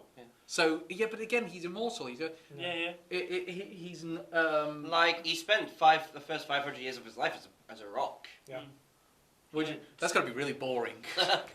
Yeah. It's, But at that point, he wouldn't know it was boring. 999,000 beers, 999 beers on the Oh, wall, 999 beers. Take one down, pass it Well, around. what the hell is a beer? Yeah, because at that point, if you're a rock, you've got no nervous system, no concept of reality. It's like Ren then. Yeah. Hello. And especially seeing as he literally had to learn how to eat when he was a wolf. Yeah. Can I move on to the next one then? Miss Kobayashi's Dragon Maid. Oh, that's great. The funniest show of the year. Yeah, I'm saying that now. Funniest show of the year. I didn't think I was going to like Idalu as a character, Yeah. based on how she was in the first couple of episodes, but the character grew on me. Yeah, And also based on the Swiss Amalgam. I saw it like Elmer, just kind of. She'll be annoying at first, but I'm gonna love her up by the end, and I did. She's great.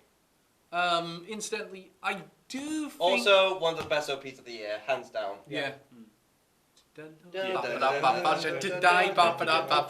It's impossible not to get it in your head now. Yeah. Even though I'll be honest, I do prefer the first one a little bit more. I am a bit torn, actually, on this one. I think they're both very, very good. I've not listened to the first one in a while, so Yeah, They played at the end of the last episode of season 2. Actually. Did they? Yeah. Which I think... During the bit where Toru was chasing Kobayashi in a wedding dress. Also, fair play to the new director. He had a tough time Yeah. with this one, because he was Yeah. taking on another person's project. Yeah. Yeah. In this, they got one of my favourite directors, the guy who did Clannad and Sound Euphonium. He's a very good director. But I thought when I was there, like, yeah, he does not direct shows like Miss Kobayashi half the Yeah. time. I'm And wondering, he did an amazing job, yeah. Yeah. so much that it's almost seamless that it's a new director. Yeah, I wouldn't have known had you not mentioned. Well, it is. No, it's a the director died, unfortunately, in the KyoAni fire. Oh yeah. Yeah. Because pretty much the only big difference for this season is, I think there's even more humour. Which, incidentally, is not A bad thing. But yeah, but it's not that director's strong point. Yeah. He doesn't do a shows with a lot of you. I mean, there's funny moments in Clannad, but Yeah, it's but But then the depression hits in. One of with Planet, that's a very sort of sad story. Yeah. yeah, but and he does, but he does a very good job of finding optimism. Is the best way to describe. That's where his strong point is. He's very good at finding the optimism in everything. And Dragon Maid, I think, is a prime example of that. Also, isn't it good that KyoAni's back? Oh my god, yeah. After such a disaster. Yeah, no. Yeah, like considering how horrendous the fire was, how it was one of the biggest tragedies in Japan in decades. Yeah. You do not think they would bounce back this quickly from it, but my god, they've done it with Violet Evergarden in the movie and this. They've done such a fantastic job. I'm pretty sure Violet Evergarden movie was mostly finished, right? I'd love a season 3, but if this is all we're getting in Miss Kobayashi, it's a really great way for it to go. I hope we get a season 3. I'm desperate for one. I need to see where these characters go on next, especially because I think the manga's still ongoing. It is, yes. It also has a side manga as well now for Kana alone. Yeah, I assumed it was. In all fairness, Kana's the cutest little thing. I assumed it was an original work. To be honest with you, but it makes sense that it's a manga. No, it's what KyoAni does. KyoAni often does original work, but what they often will do is they actually license their own manga Okay. by scouting writers and artists. Yeah. You write our shit. Okay. In fact, Violet Evergarden is the only time where they looked at the story and immediately said, not only are you going to commission the light novels, we'll commission an anime right now. Wow. Yeah. It's the only time they did that. With all the others said, okay, we'll put the manga out, or we'll put the light novel out. If it does well, we'll do something with it. See what the reception is. But with Violet Evergarden saying, we're not waiting on this, we're going all in. Yeah. But Kobayashi Dragon Maid, obviously it was a success because we have now had 2 seasons. Yeah. Oh, and it's also getting its first video game. Oh yeah, it is. Yeah, it's on the Switch. It's getting a video game. Yeah. What type of game will it be? Fighting game. Guess the genre, Ren. Yeah. Guess the genre. Yeah, guess the genre of game it is. Well, yeah, I expect it to be a Naruto-esque fighting game. To be honest with you. It's Visual novel. Nope. Metroidvania. RPG? Nope. No. Platformer. Nope. This is gonna. Souls-like. Open world. No. Don't know. Racing. No. Imagine that. I don't know. This Kobayashi Mario Kart would be great. Okay, it's going to be a top-down shooter. Yeah. Like Yeah. GTA. No. Kind of, but it's more of a spin on Gallagher. Gallagher. I've not played. Oh it's my. an old So it's a shoot 'em up. Yeah. Oh my god. That's. Yeah. Okay. Yeah. I have got to play this. Yeah. After the fight between Ilu and Toru and Elma, I was expecting it to be a fun fighting game. Yeah, There was a lot of good episodes there. They had the backstory of Toru and Elma. Yeah. They had Kana going to New York, which is my best thing ever. Yeah. Toru, going for Kobayashi when she was sick. Yeah, I was about to say that one. There's Ilu's introduction is alright. And then Twitter melted down. Working at the candy shop. Yeah. I think just by virtue of, us naming those gaming genres just kind of shows how versatile the show is, and it does all of these things. And realistically, I think any of those would actually work quite well because the show is that. Incidentally, I was always wondering what they were going to do in the New York episode when the dub came out, considering. Yeah, just go from speaking English to speaking English. Yeah. How did they do it? Do you know, I can't remember now. I don't think I watched that episode in the dub in the end. I didn't watch in the dub. I watched Maybe this. I don't know. Maybe they started off with Snoopy noises. Oh no, it just gets from English to hard American accent. No, Darn tootin'. No, I did think. Hey, I'm walking here. Just everyone starts speaking in a Brooklyn accent. Hey, you got a pizza over there, buddy? I'm never doing that in New York, by the way, because I actually watched someone do that on camera for like a TikTok thing, and a woman lambasted him for doing it. That's staged. I've seen that one. Is it staged? Yeah. I She goes, we don't talk like that one, I genuinely believed that one. No, staged. Also, Calvin, you're on TikTok? No, but I end up accidentally watching a load of them. Oh, dude. My girlfriend's No, on Calvin, face it, you're not young anymore. I'm not on Get TikTok. out of the closet, you're going to be late for work. Do you I'm have not- TikTok, have you? No. Oh, right, I thought you said you did, sorry. No, we have. No, I don't, because I'm not 13. To be And honest, also because we have standards. to be honest, Exactly. if I was on As it, low as they are. I already lose all of my time scrolling through Facebook and Reddit, so I You're- just think if I was to get TikTok, I wouldn't do anything. Yeah, also, Your girlfriend is gonna kill also me. ever since you introduced me to comedy necrophilia, you have damned me to hell. It's so good. Like, I even made a couple memes in the same style. I know, I've noticed. I love it. Can we move on from this, please? Yeah. What about well, is there any negatives you can think of Miss Kobayashi's Dragon Maid S? Maybe there were a couple episodes that didn't really that weren't quite as funny. Like there was some parts that did drag a tiny bit. Some characters do feel like they've moved a bit too much to the background as well. Yeah. But it's all right overall. I think Yeah, it was our best of summer for a reason. Overall, still fantastic. Still very strong. Like the fight scenes alone are just such a spectacle. Still one of the best slice of lives, one of the best comedies. I hope to God we get a season 3. I'm sure we will. If this is the end of Miss Kobayashi, it was a good way for it to go out. Yeah, it was Yeah. a good way to end it, but by God, please give us something. Please give us more, because it took us a while to get a season 2, didn't it? Actually. Yeah. Now let's move on to what I think is going to be the equivalent of my next wild card, and I think it's going to be the equivalent of. Don't you say it. Don't you dare fucking say it. I still regret that choice. Don't you fucking dare! Okay, that's the difference because I don't regret this choice. Fena Pirate Princess. This is the one where everyone's going to say, "What the hell is this doing being nominated?" Yeah, especially that ending got such the community divided. I will admit, looking back at it, the ending is one. Well, I don't think the ending is bad. It does feel a bit like it comes out of nowhere. It does, though. But the thing is, it's also the ending they're kind of building up to. It's not like this is an out of nowhere ending that doesn't work and ruins everything that came before. Like the video I shared with you guys, I kind of was saying about the thing that I said about it is your ideas don't work because you've seen you've clearly been watching a different anime because it's The way I described that as his opinions as he saw the anime going in a certain direction and refused to see it any other way. Yeah. The weird thing about it is, it's do you know what it reminds me of what I said after the One Direct Priority got so many nominations. It's the way you're judging it is what it could have been, Not what it is. not what it is. To your And that not to your attempt. with One Direct. with One Direct Priority, that really is. It is like, wow, you guys Maybe are judging what it could be rather than what it actually is.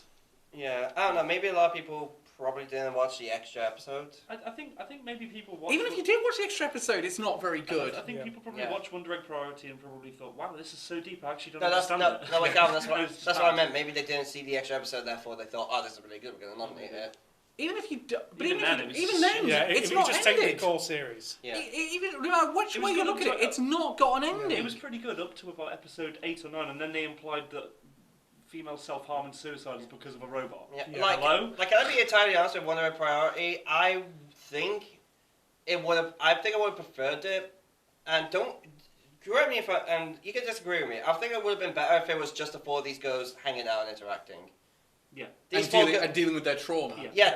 dealing with their trauma, they didn't have to go to another world, just talking with each other, discussing their trauma, learning to get over it with each other. I feel like that could have been overall the best story. Yeah, I actually agree with you on that yeah, one. definitely. Yeah. I mean, you maybe could have done something like that as like it's this is how they're imagining it. Yeah. But okay, let's get back to Fena. Fena, yes. Because Yes. I feel like I'm the only one who really, really likes Fena Pirate No, Princess. I thought it was really good. Yeah, I really enjoyed Yeah, it. it was pretty good.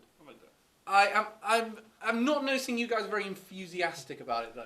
I think it's definitely more, think it's definitely more a you thing. I think partly the pirate bias. Because let's be honest, you're massive into pirates. Yeah, but I think they didn't have Yeah, enough. like, let's be honest, you were pirates as me with vampires. Yeah, no, I will agree with that one. Which is funny because I'm not a big Hell. fan of Arena. Hell, I'm actually considering getting For Honor just because they've added a pirate character in I it. don't know. Just in a trailer this morning. I noticed you were watching Like, For I mean- Honor things recently. Like if Looking at it's them. if it's any consolation, I'm desperate to get the new Innistrad booster Yes. box. But- I've already got one of the boxes. It's pretty cool. You know, for all it's called Fena Pirate Princess, there's not a lot of pirate stuff in there. Yeah, no, I'd say. It's more I mean, I say they're against pirates. Like one of the antagonists is pirates, and obviously they're against the cavalry, which is quite common with pirates. But I'd probably say with them, yeah, it does definitely more feel like a small team from feudal Japan or something. There's also the thing that does make it very piratey though is it's. Traveling in a submarine. Insert Beatles joke here. I was going to say The beards and the cutlasses. he's going to Great big I said- bushy I beard! said, I said Beatles, not Beards. no the thing it is a treasure hunt at the end of the day. It is no treasure hunt, yeah. I also will say well done with giving the villain quite credible motivations. Yeah. Yeah, like I feel like I don't think the villain really gets his comeuppance because he kind of gets what he wants at the end. I feel like maybe if he did, or at the very least, it's kind of implied.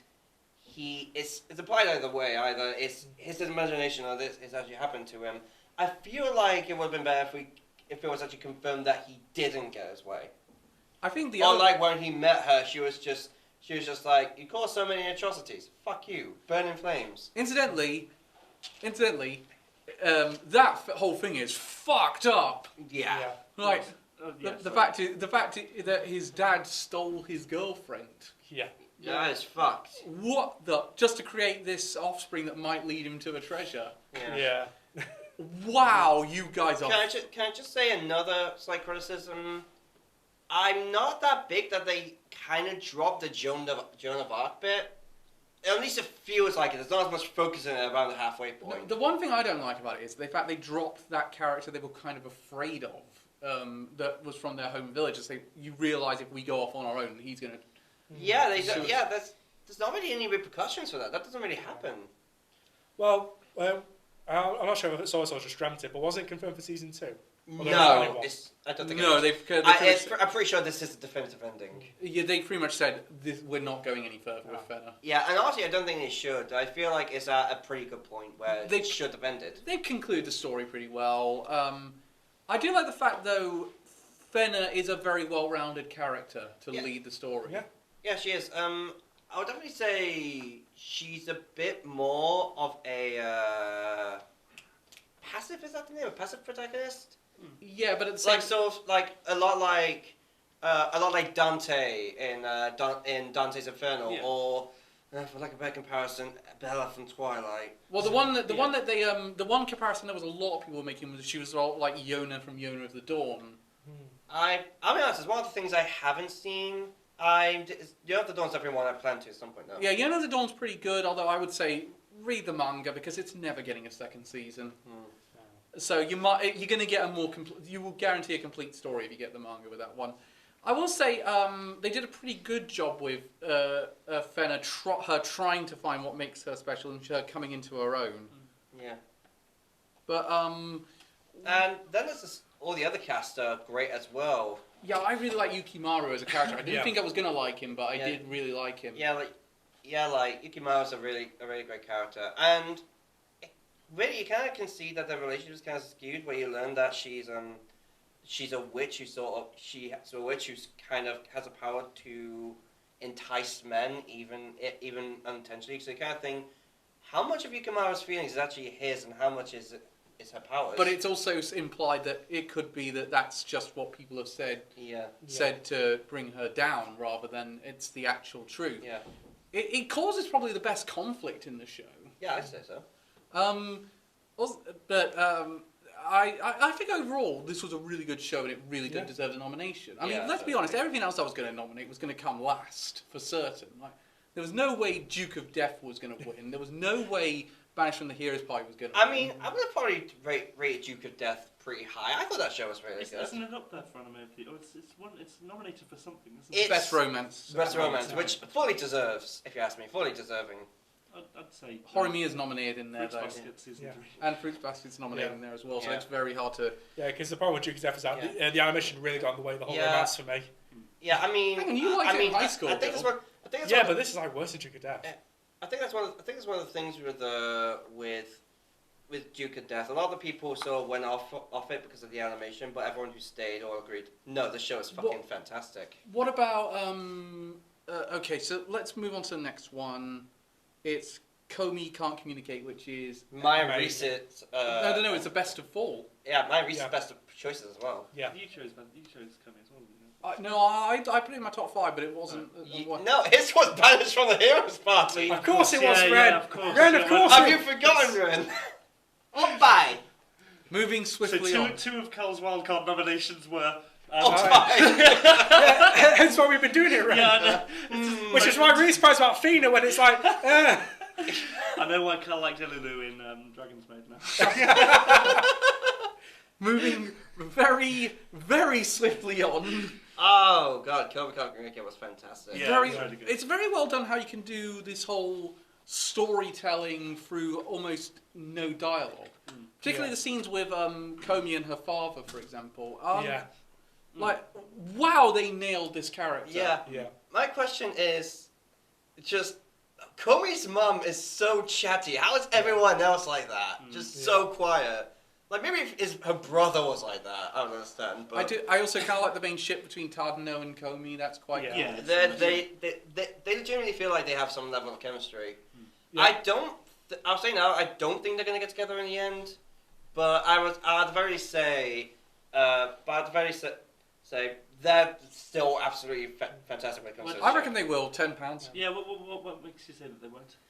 I don't know, just because I've kind of seen how things like this go. They kind of have hint that they have feelings for one another, but don't openly show it. I feel like Komi and Tadano are more gonna say they're gonna be lifelong friends. Yeah. Essentially, that's how I sort of. I wouldn't be sad with that. Yeah, but that's what's quite funny about that. Komi stole Shiki's goal from even 0. Make 100 friends. Yeah.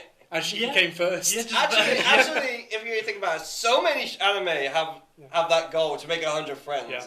The difference is Komi's trying to do that in a school, and meanwhile Shiki's trying to do it in space. Yeah, Luffy's just like, I want a number of friends on my boat in the sea, and that's it.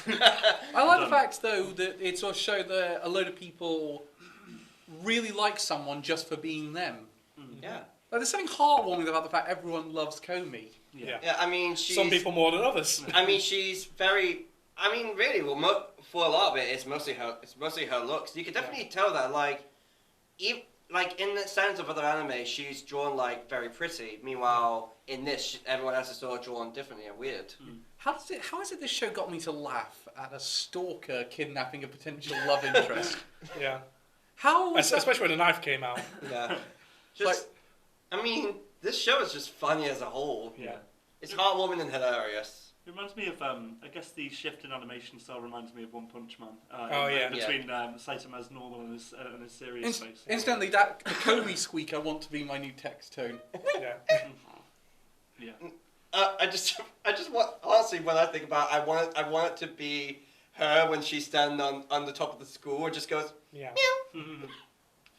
Yeah, I think there's a lot of different directions the show can go, and I like Elliot's idea of not having a romance and just having, because it's still nice to see the character development and they still learn from each other. But also, I think it would work. Yeah, especially because we can have this type of show and not have a romance. Yes, exactly. Yeah, I mean, To show we can be platonic. I mean, there's no guarantee that it isn't gonna be a romance, because it is quite clear that they do have some level of affection for each other, but whether that's mostly nerves or just a general dependence. We'll wait and see on that one. Also, what is it that thing in Tardano's hair?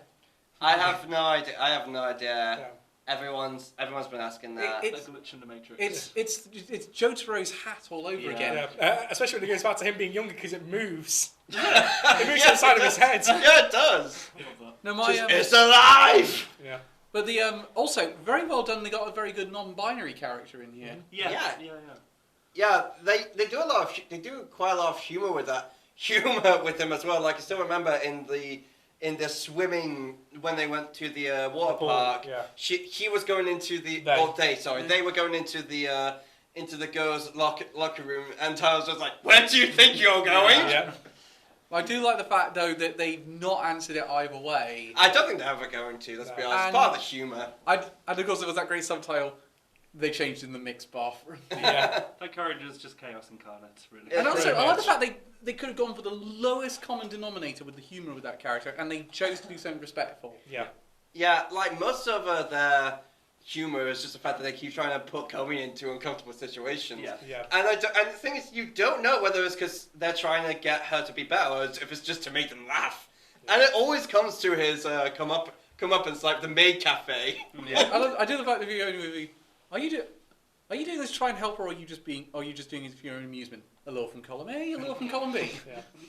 Yeah, and everyone's very off-brand places like Sawbucks. Yes. Yeah. So There's also a lot of room for character development for the side cast because they're all pretty interesting and pretty fun. Yeah. To be honest. Yeah, there's still a lot of characters we haven't really got much of an introduction to. Like, I think that's mostly what they're meant to be, just like a posse to praise the living hell out of Komi. Yeah. Yeah, to build up her self-confidence. Yeah. I must be honest. I didn't think I was going to like the show as much as I did when I first went into it. I knew it would. This is one of the manga that had been hyped up to hell. This is one of the manga that made people, like Nagatoro-san, people been saying, we need a manga of this. It is seriously good. Or an anime of this. And it met the expectations the next season. I gave it to you as a Christmas present. Yeah, that's right there. Woo. Which, I mean, I thought, well, this is a bit of a gamble of a present, but it worked out brilliantly. No, yeah, you did a really good job. How did you like yours, Reese? Have you read it? Oh, yeah, I love it. High School. Yeah, Brennan got framed on my walls. Volume 2. My God, the art is glorious. I also love reading your Cuphead keyring, Ren. I love that. I love the character development. What did you think of the middle arc? Oh my god, the middle. Incredible. Oh my god, the middle arc, absolutely amazing. I will admit they did go a little off rail on the ending. Yeah, I wasn't expecting it to be honest, but maybe season 2. Yeah, maybe volume 2. Maybe volume 2 will be good. Before we move on to the final nominee, what do we think of any negatives we can think of Komi? Not that I can Just think that ending where it ended after a karaoke episode. Yeah, it ended like it kind of ended abruptly. It didn't really have a definitive ending, but it did. But it is continuing next season. It is. So I feel like it could get away with that. Yeah. It's a lot like Moriarty the Patriot in that case. It's also the fact of it is constrained by the manga. You can't do say what Tonikawa did, where you shift around the stories to mean it doesn't end as abruptly. Yeah. Yeah. Or to read in Zero, we know they're going to the wall. Put it this way, I'm on volume 9 of Tonikawa at the minute, and the stories you could read, and a bunch of the stories from that volume were at the end of season 2, but a bunch of the stories between that time haven't been told yet. Have they had sex yet? No. Oh, okay. Close though. Hey. So they haven't got to the red and rip bit yet. Fantastic. No, it's sort of, every time I mentioned Tonikawa, I was thinking that ran that anime me and you watch, Middle Management. Oh yes, yeah. I always think that. Yeah. Very different shows. Very different show. Shall we get to the final nominee? And it was Ren's wild card, Yes. Ranking of Kings, which which we recorded we're recording this a day after episode 14 came out. I've only watched up to episode 12. I will admit. I think I'm up to date. I did catch up yesterday. So. Which I think I will say, Ranking of Kings is the most surprising show that I loved this year. Yeah. As in, I did not think I was going to like it as much as I did, and it's really good. The poster put me off big style. I think. What was the poster? It was just him in his underwear sitting on the throne. That just like, okay, this is going to be a show that's not going to appeal to me. It had I would say Bodji was was definitely one of the best males to come out of this year. Oh, definitely, yeah. It's interesting. Again, it's very similar to Komi in the sense of they get a lot out of a character through just actions. Yeah, and I think the animation style is very unique and can be a bit off-putting to some people. But I think it's definitely to the benefit because of that anime style. You can do like a lot more expression with the movements of the face. I mentioned in our best of 4 that it did remind me a bit of Matt Groening's series Disenchanted. Yeah. Oh yeah. It reminds me. Yeah. Honestly, it reminds me. It reminds me a lot of something I think Ghibli would make. Yeah. Yes. I like the there's that great joke in the Simpsons game. Take care of them. Yes, Mr. Groening. It's graining. Are you sure? No. Yeah, I think you're right. What I think it does very well is it kind of straddles the line between like childlike animation style, childlike storytelling in a way. It's very, very Grimm's fairy tale, I think. Yeah. Like because it has some fucking dark moments. Like it still is at the current part. Do you know what's amazing? I've actually voted for it in the Crunchyroll Awards for best anime. Oh wow, really? Damn. I liked it more than all the other entries in the list. People are going to tell me, I don't want to vote for Jujutsu Kaisen Second Core because it won last year. Yeah, like honestly, why is Jujutsu Kaisen up there? It's continuing from last year. It should not be up there. No. This is why I should have been a judge. I wouldn't have Yeah, started this shit honestly, take that out. Pop it in. Wait, is Fruits Basket up there? No. Oh, fuck off. I was watching Glass Reflections video and his takes on it, and apparently what they do is all of the judges come together and then vote, and then they have another final panel of judges who then decide fully on everything. But how can you let fucking Eren Yeager have best protagonist and best antagonist? He's one or the other. Yeah. He's not both. Yeah. And also, where the fuck is thingy from Fruits Basket? Akito. Akito. Yeah. Where's Akito? Akito? She has a fucking amazing arc. Well, I mean, you could argue that she's not an antagonist by the end, but even so, it's a massive Look, misjudgment. let's move on. The judges are morons in that one. Yeah. Ranking of Kings is very well put together. It's very well told. Incredible. It gets dark a lot sooner than you'd think. Yeah, that like pretty much when Daida begins turning into Bossy. Yeah. That's pretty much shows like, oh yeah, the show gets dark, or like when Thingamajig pushes Bodji into the hole to the underworld. Yeah. What I like is that none of the characters they're all pretty multifaceted. They're all very layered outside of, I'd say, The spirits in the mirror. Aside of the spirit in the mirror, who I think definitely shows evil. At this point, is definitely evil. Yeah. And a Bodji who is quite clearly a good person. Well, I don't want to. I don't know if it covered it in episode 13 or 14, but in the mirror with Daida. Yeah. With I don't know if you've seen that. I know who you mean. I think that might have been episode 12 actually where he met her. With the girl with the mask. Yeah, we've got more to learn about a lot of these characters, and that fascinates me about it, to be honest. Yeah, but what I also find though, it's also a good positive portrayal of people with disabilities. Yeah, very good one. Yeah, like with all the layers and everything that the characters have and all the possibilities it can go with, this is why I think it can definitely go into the hundreds. I did find it interesting that we saw the king with Bodji's mum, and then we cut to him with Queen Helen, and you're just saying, and I have many questions. Yeah, no, I was going to cut to the Cell from Team 4-Star saying, what? How? Yeah. Why? Yeah. I have so many questions! Yeah. Can we talk about how incredible OP2 is? Yes. OP2 is honestly really damn good. My OP of the year, I would say. No, well, you can't count it because it's 2022 OP, so you can... Oh shit, yes. But you can put it the best OP of winter, which I think is one now. It's fantastic. So Yeah. So good. Like, I thought OP1 was good enough because it was a really good fit, but by God, OP2 is great. They fit the arcs of the show, I would say. Like part one is the first arc, I guess, is Bodji still learning about himself and still learning about his place in the world, and then ultimate betrayal, journey back. Yeah. Part two is I'm just so excited I'll be, for it. I can't. I'll be interested to phrase see where they go with it at this point, because it does feel like it's quite open-ended. Oh, And yeah. obviously, we have it's the equivalent of when we nominated Jujutsu Kaisen last year. Yes. It's not done yet, but what we've seen has been excellent. Yeah, definitely. I think if it wins today, it won't be unwarranted. It absolutely won't. I don't think we're going to get to like the end of episode 24 or 25 and be saying, Yeah.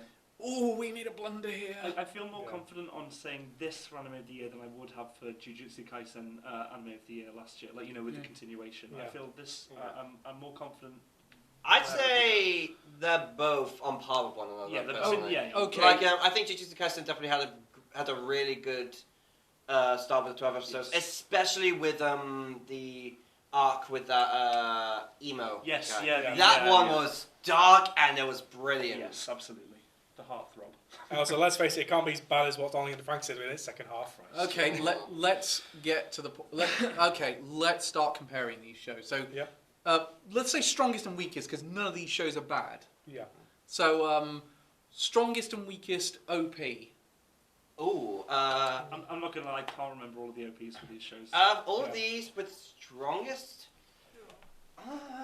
Well, the strongest OP for me was Eden Zero OP1, Okay. which was just clear for me. I'm going to say the strongest OP for me out of this lot was Fena Pirate Princess. Strongest OP for me. So can I not pick ranking of King's? Yeah, I'm gonna say you can. I'm gonna say strongest Miss Kobayashi's Dragon Maid. Oh right, we'll all pick different ones. So we're all very different. Yeah, What do we say for weakest then? I had To Your Eternity. I thought it was a bit too screechy. I'm gonna say Eden Zero OP2. I'm going to say Eden Zero Season 2 is the only one I wanted to skip every week. Yeah. I didn't like Spider Seeds Part 2 OP. Yeah, LP1 was definitely the Yeah, better OP1 one. was good. Okay, as if this needs to cover which strongest ED? Someone Spider So War Yeah. ED2, I'd say. Either of them. Either of them, I'd Yeah. say. The Spider wins that one. Weakest. Mm. Eden Zero 2. I had to Your Eternity because I already had Eden Zero ED1 up there. I don't know if this might sound blasphemous. I'd probably go with Fruits Basket, honestly. Hello again. What about the music score? Oh god. I think this is, for me... I'd say strongest To Your Eternity. I'm going to go Fena Pirate Princess. I'm actually going to Tokyo Revengers. I'd go Ranking of Kings or Fruits Basket.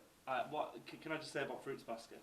They changed. I think it's Akito's theme in season 2 and season 3. Like They did change the theme. Love that. Love that. I don't think there's really a weak one in this one. No, it's not really any weak ones. I can't think. Let's let's say voice. I was the only one who watched them all when they got dubs. I will say with Fena I was forced to watch clips because there is no legal measure of watching Fena Pirate Princess's dub in the UK because we don't have Adult Swim here.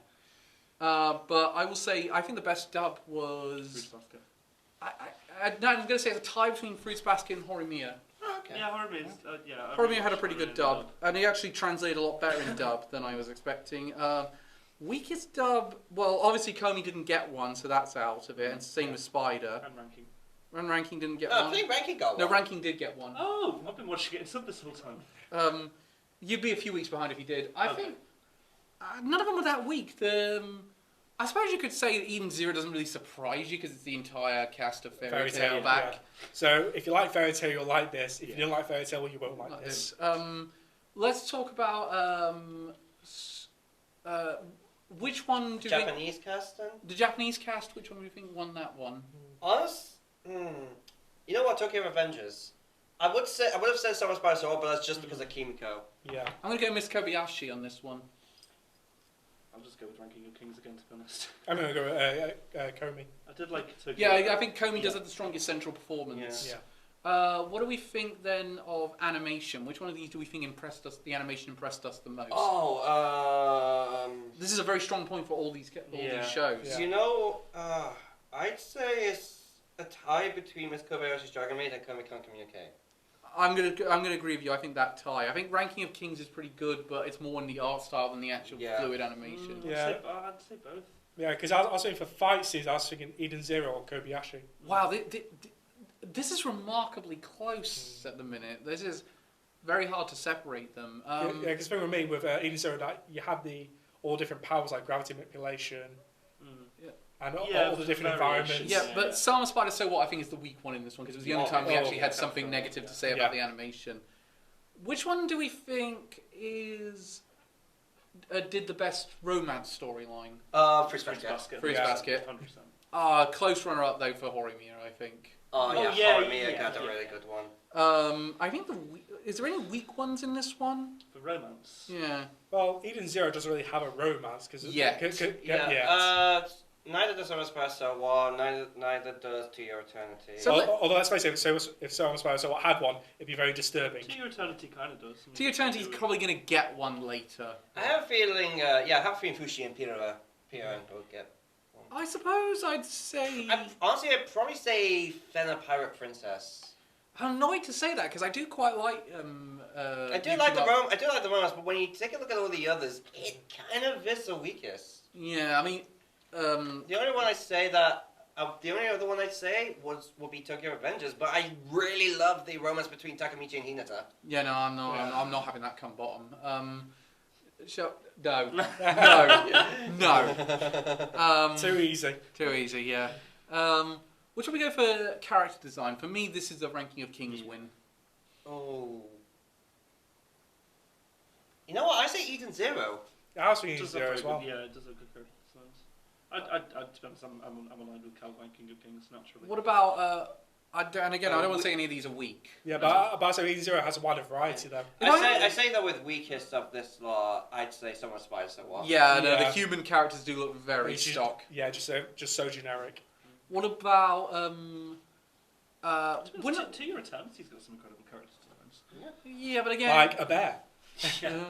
Okay. Or a wolf. Okay, let's go with. Or a rock.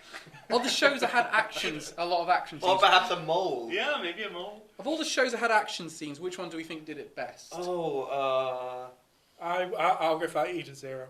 I'm gonna say Tokyo Revengers, just because I feel like it had the most realistic fight scenes. Runners up with To Your Eternity, though. It should be Dragon Maid. Dragon Maid or Ranking. See, I'm half torn between Tokyo Revengers and Eden Zero. I feel like there's a case for both of those ones. Yeah, because for me it's Eden Zero or Kobayashi's Dragon Maid. I'd say Kobayashi's Dragon Maid has the best animation when it came to that. Spider's not doing very well here at the minute. No, I think But let's keep going. Yeah. Well, Spider was very creative in the use of her powers. Yes, definitely. I was trying to game the system. No, okay. Look, let's go on that note. Mm-hmm. How do we think it's the most creative of all these anime? I say between that and Eden Zero. I would say Ranking of Kings is probably one of the most creative here. I'd say. Well, I'd say Ranking Kings, so it's just quite stock fantasy fighting. Yeah, but in terms of a lot of other aspects, it's quite creative. But No, you know what? I'd say To Your Eternity is the most creative. it definitely is. Would you say it's the most unique story? Would we say that To Your Eternity is the most unique story of this lot? I'd probably would. I'd say it's tied with Ranking of Kings to that. I think it's hard to say uniqueness because I think Yeah. they're all pretty distinct. They're all like outstanding in their categories. Yeah, To Your Eternity is only unique if you haven't seen the thing. Nice. No, I would say To Your Eternity is only unique. There is, if you haven't seen any of those other sort of like I'm cursed to be immortal stories, which there is quite a few of those I'm cursed to be immortal. Yeah, stories. but I feel like even amongst all of that, this one does it in a very distinct way. Because this character doesn't come at it with an immortal's point of view. He just comes at it. I'm learning about the world. This picture of Dorian Gray. It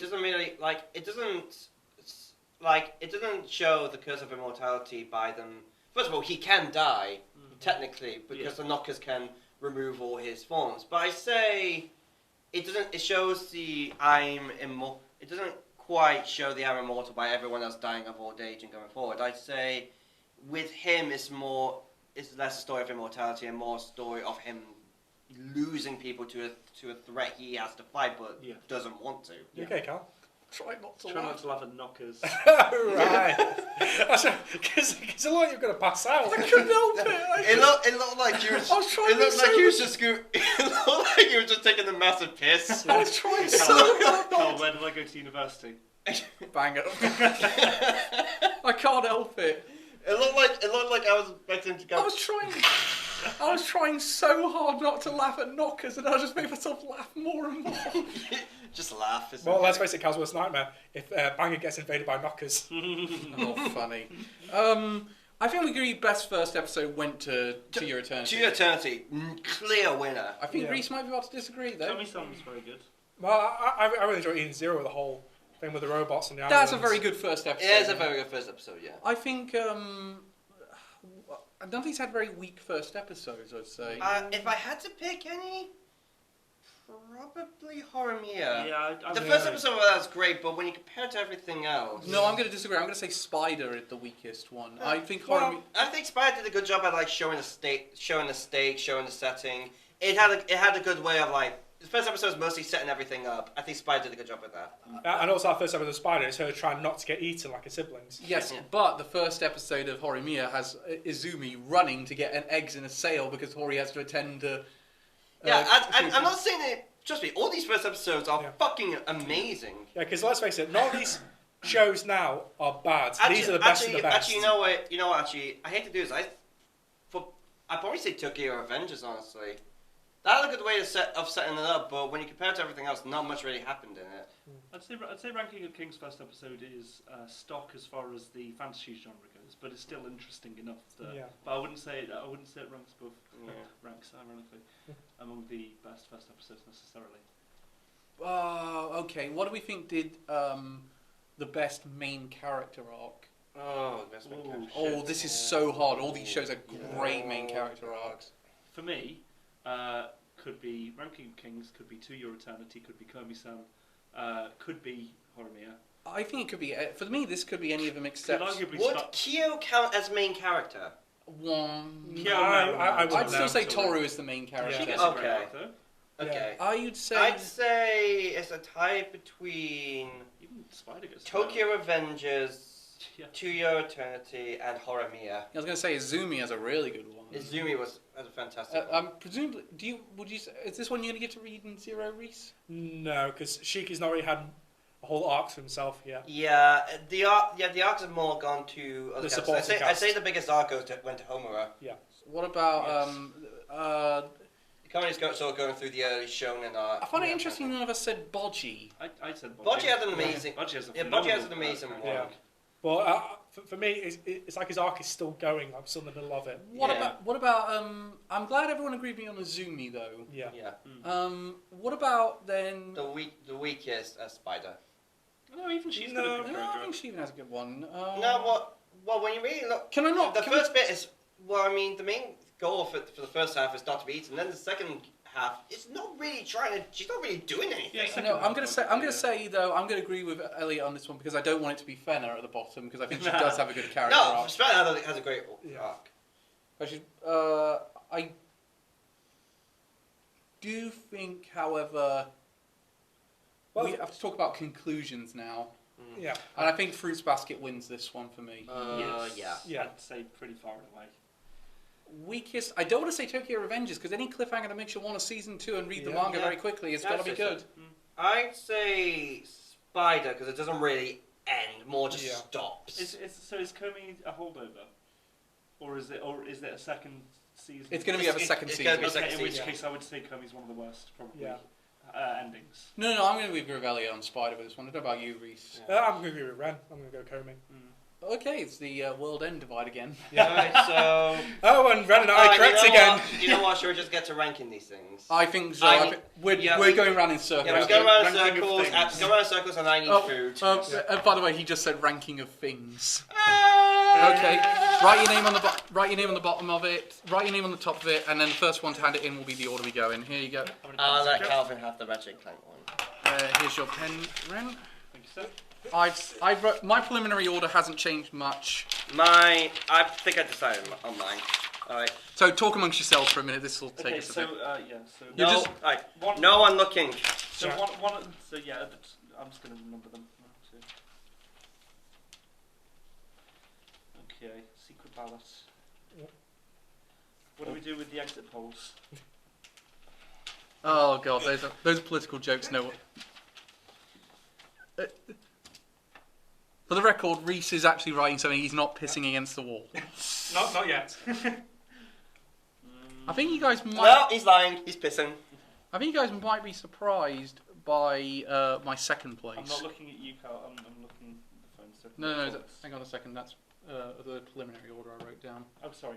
Hang on a second. Do you want me to get up the whole list? No, so I've got it on my phone. I've got it. Just second time.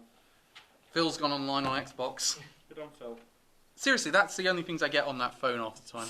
When Phil's Yeah, Phil, Oh, Phil Mitchell. your friend has logged onto Xbox.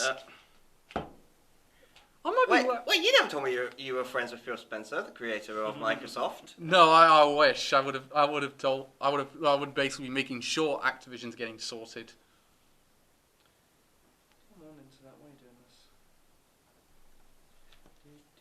Yeah, I think I stand by this order now in retrospect. So this is very boring for everyone. Oh, no.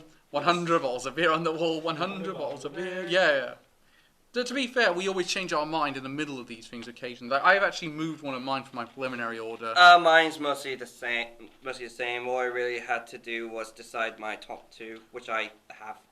I will say you guys might be a bit surprised by what the. I mean, by the way, if we have a tie, we go by the average. What got the average score, the highest average score on both Anime Planet and My Anime List. So that way, it feels like a community decision. So, Calvin, how high is Banners from the Heroes Party gonna be in truth? I will say it actually had a higher average than many of the entries on this list. Yeah, because it's calculating 1,000 accounts just for it. For the love of God, you need to get over this. Well, there's two things you need to go for now. Finished. Yep. So my one's going first then. Oh, fuck, I need to redo this. Oh, you. Somebody get rid of another piece of paper. Yeah, it's alright. So that's Reese's one.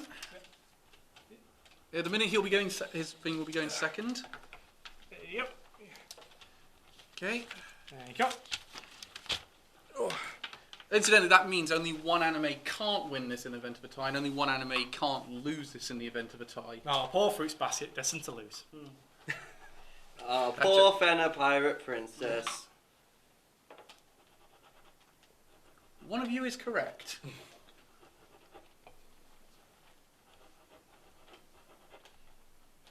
See, Carl, if only you brought your Digimon deck, we'd be having a game right now. Why are you covering it up? I'm going to see it in a minute. Not allowed to know. I really hope the people who actually watch this have talked amongst themselves, because otherwise Well, if not, we just put like a time stamp on the screen. yeah, skipped it. Yeah. Yeah, but I feel like this is going to be a very close one. Mm. Like, unbelievably close. It's also kind of unfair because some of these shows do have like the 20+ odd episodes compared to the ones that only have like 12. True. But I say it's not the amount of time you have, is what you do with it. Oh my. I knew there was going to be a sex joke in there. Right, that's Elliot's. Hang on, just 1 second, I'm trying to fold it properly. Don't forget to write your name on top. I don't need to. You might be best. Yeah, No, it'll but Cal might. be very No, I can obvious tell. what I it can is. tell. Yeah. You might just ask me. You might be best asking me to read it, Carl, because my handwriting's awful. Here. Let me just check it first.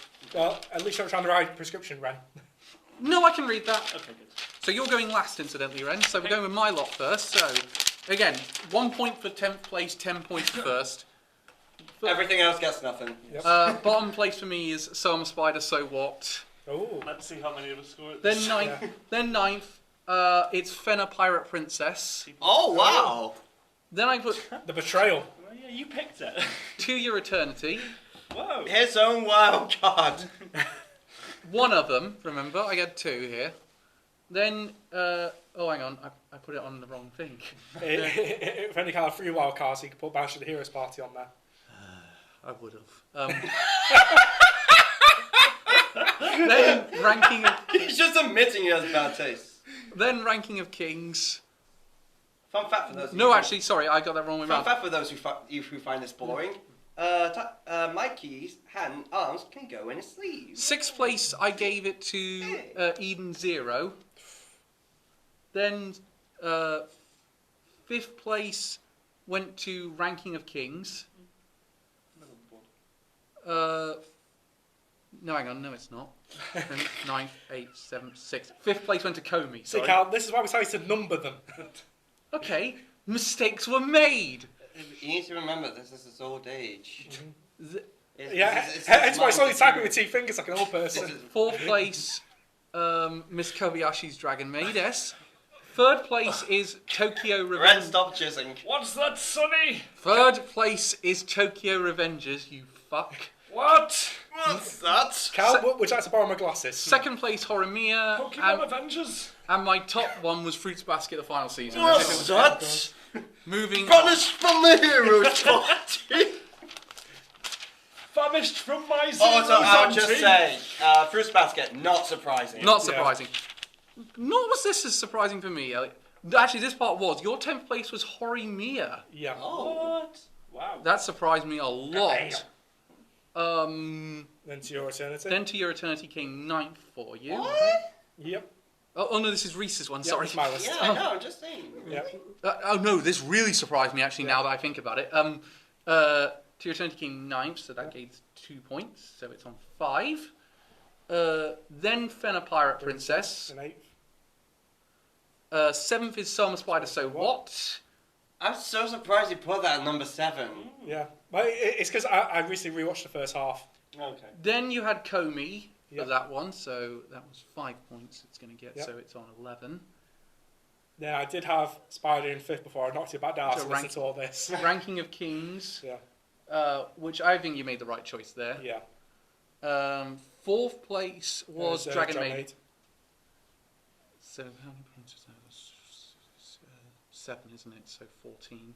Ren, bring out the abacus.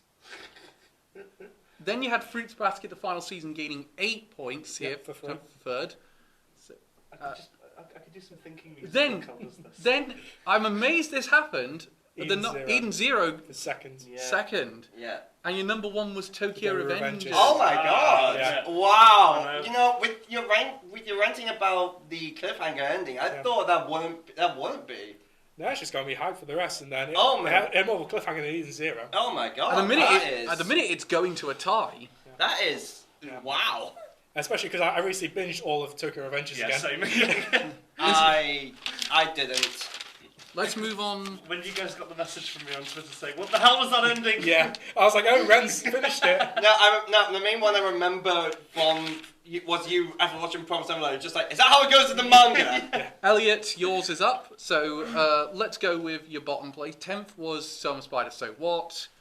Then you had Fena Pirate Princess second to bottom, so it gets 2 points, so it's on 6. Then it was Eden Zero. Betrayal. I like to know, all of these shows I think are fantastic. Yeah, no, all None the- of these are bad. Yeah. Then Horimiya, so that gets 4 points, so it's on 14. Carry Then the one. Ranking of Kings. SpongeBob is just, sorry, Reese is just watching SpongeBob in the background. Oh no, it's YouTube video auto plays. So our duel links to Master Duel. Yeah, so you're just Yeah. watching So still SpongeBob. look, can I get to the point? 5 points are going to Ranking of Kings. Then Komi, please don't interrupt me. This is hard enough. Oh wow, I wonder why we only have 127 subscribers. Miss Kobayashi got. I was surprised that high actually. Miss Kobayashi will get 7 points here, so it's. I mean, you say it's quite high. We've been doing it for nearly 5 Third years. place was To Your Eternity. Yeah, but stick around for 5 years with Cal in charge. I mean, Jesus. Thank you. Because we're all still here. Second place was Fruits Basket, the final season. Fruity basket. So it's on 20. And number 1 was Tokyo Revengers. I mean, come on. Look at me. Can Look I? at me. Yeah, Look Can at I- this thing. can Are I you say- surprised? Can I say, Ren, it really is going to come down to you because there is 1 point separating first and second. Really? Yeah, there is. Oh wow. There is 1 point between the top 2 at the minute. Interesting. So, let's see. And also, let's just be clear that Ali done wear his necklace today. I think I know Take what. care of Avengers. Of So- course I didn't, because I don't want to be cancelled on Twitter. Spider is coming last because it only got one Sorry, here. Spider. Yeah. And Fena's definitely coming second to last because it only got 2 here. Sorry, Fena. Then it's I'm so- Reese, Eden 0. Sorry, Reese. Oh my god! Wait, me and Ren currently have the same rankings. Yeah. It's about to change now because you put Komi next. Ah, Sorry. I mean, I already knew you prefer Ranking of Kings anyway. Significantly. Then he had Kobayashi. So it's 4 points here. No, it's Komiyashi. 5, 26. Komiyashi's dragon speak. Then Komiyashi can't. please Kobayashi please can't help rank me. kings. Please help me do this. Please. Miss Fenamia Revengers 0. Please stop. to your 0. So what? Mia. No, don't do this to me. Please don't do this to me. To Your Eternity was 5th. Then This is pretty much, guys. Yes, for you here. Yes, this is pretty much the podcast in a nutshell. Us three having fun and Calvin just not crying. all of it. by the way, Tokyo Revengers was his 4th place. Okay. So that's 7 Beat up points. most of it. 7 points going to it.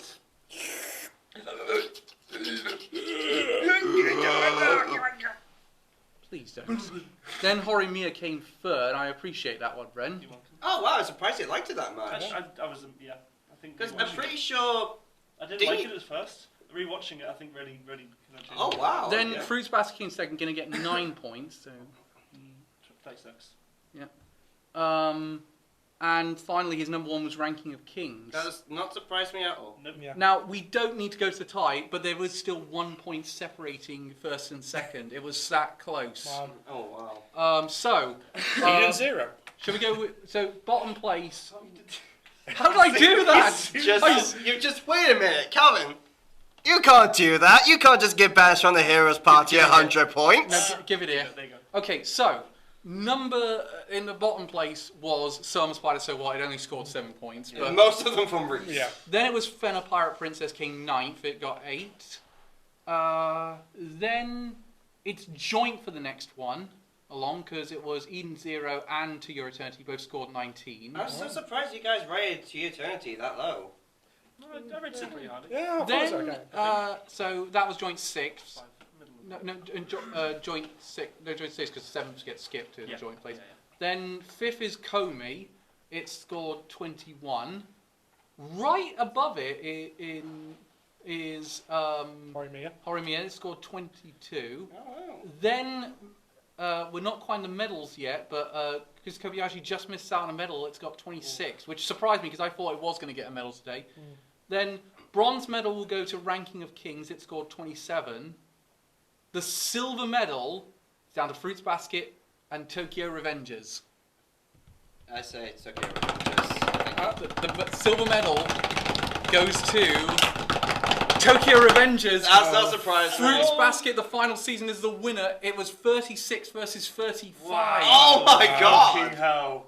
Can I just say, if it had gone to a tie, Fruits Basket would have won. Yeah, Yeah. I knew that anyway. Everybody, Clap your your hands. Fruits Basket, the final season, is our anime of the year. Can I just say it's fitting. Yeah. Fruits Basket's been going on for 3 years. We've always ranked it high, but it's never been a nominee for Anime of the Year. And now not only is it, it's actually won. Yeah. I think 100% deserving. Can I say, Definitely. shall we compare it with the order that we had it? Because Fena was the lowest scoring in the averages. It scored an average of 10.9. Reese is really going to dislike this. Even 0. Yeah, a lot of people hate it. 11.13 on average. I don't get that. I think it's still great. Yeah, no, I didn't get it either. Summer Spider So What is next up, 11.46. Komi Can't Communicate scored 12.44. Now, this was the one I was really hoping to come down to Horimiya and Tokyo Revengers. Do you know what the score difference between them was? What? 0.02. Wow. Yeah. No way. Incidentally, Horimiya would have won. Tokyo Revengers was 12.56. Horimiya was 12.58. Oh wow, that's surprising actually. Kobayashi was then up. It was 12.75. And not far off it, 12.78 to Your Eternity. Wow. Incidentally, Ranking of Kings was second, 13.31. It has a very high score on MAL, in all fairness. I will say, Tokyo Revengers well-deserved second place. It was really, so good. Yeah. it really does. I was fully expecting Fruits Basket final season. Yeah. Actually, Same. those were the two I was really iffing on about which of the two I preferred. I think Tokyo Revengers, I just prefer that slight bit more. I just slightly prefer I just think the characters are a little bit better. Personally. Also, it's funny, if I had Tokyo Revengers in second, not first, it would have tied. Oh shit! Yeah. No, it wouldn't have. Just would have been 1 point down. Yes, it would have tied. Yeah, no, because it's The Fruits Fruit Basket. Oh yeah, it would have. Yeah, no, but the Fruits Basket still would have Yeah. won. Yeah. No, I'm saying it would have gone to the tie. I'm kind of glad it didn't go to the tie, but I'm amazed it was that close. Yeah. Yeah. Personally, I'm very happy. I think with we had a this. very good selection of anime for Oh, this. definitely. This is the best selection we've had. Yeah. Like, there's not a single one we're iffing and ahhing about. No, I think we've given really good due discussion to each of them as well. Yeah. Not that like I said, none of them are bad, but there are obviously differences between the ones we have. I'm very happy. Yeah. with. Look, something had to come bottom at the end of the Yeah. day, Yeah. and I don't. Just like Usually Cal. Cal, yeah. Oh, Too easy. Actually, you say that, but he is the leader. That's true. thank you. Well, Yeah, it's Yeah, actually- well, he's a power bottom. Yeah, lead, I write lead- your paychecks. leaders Remember often that. have a dom kink, so especially this one. Moving swiftly on. It's not Let's be honest. In the rankings of all of us, I'm at the bottom. So Moving swiftly I don't think so. fucking on. We're going to be obviously back next month with Anime Mastermind. yep. Well, Cal, the question is, where will we be back though? I'm not willing to answer that. Have we all decided the categories we're doing? No, I'm waiting No. on you guys to tell me, and I'm writing. Alright. This time, Alright. I'm writing the questions. I'll say what mine are now, if that's okay. Yeah, sure. My video game one will be Bloodborne, obviously. Yeah. And my anime one will be Yu-Gi-Oh! Most notably, can I pick a particular arc? Sure. Duelist Kingdom. Oh, wow, yeah, that's a good one. I think I might go with Bleach with the Captain arc, with the first arc rather. Can you just say Bleach in Soul general, because it's going to be very Society. hard for me to search up. Yeah, that's Yeah. fine. Yeah, I'll do Bleach. The Captain arc. That was before. Was that the one where they were saving Rukia? yeah, do you have a game in Soul mind? Society arc. Yeah, I'll probably end up doing maybe Total War Warhammer 2, just because I can use my Warhammer lore knowledge. Okay, I'll do my best to do that one, Ren. Yeah. I might not come up with great questions. Just for Total that. War Warhammer if you can. Anyway, yeah, Total War Warhammer. Reese, do you have any in mind at this point? You're going to hold on. I'll get back to you when I think about it. Yeah, I'm gonna think over mine actually. But Elliot, as soon as I get them, can you write? I'm gonna have Elliot write the video game one and Reese write the anime one. Right. And obviously, with the I'm gonna be vetting the questions ahead of time, so I make sure they're all completely fair and there's not somewhere you think no one could possibly know that. Yeah, That's a we ridiculous. don't want to repeat on my Death Note one. Yeah, exactly. So I'm going to make sure there's no repeat of that this year. So, Yeah. for example, I'll say to Reese, is this okay for Elliot's one? I'll say to Elliot, is this okay for Reese's one? But, I'll need to. Calvin, what? No, you can't do this. You can't just make all the questions banished from the hero's party. I know you love that show, but still. Question 1, what are Rit's 3 measurements? Question 2, what are her 3 measurements? do you know, 3, what are the 3 measurements I want her to have? Question 4: what is your favourite thing about that character? just for the, Number 4. If Red didn't exist, would she date me? I'm tempted just to pick it just to piss you lot off, but I know I'm going to do badly in the quiz. Cal, it wouldn't piss us off. It would piss No. you off. Yeah. Okay, so we'll be back next month with that. Thank you very much for joining us. We'll see you next time, assuming that I haven't killed all 3 of these guys. We love you all. Goodbye, everyone. Take care. Thanks for watching. Woo!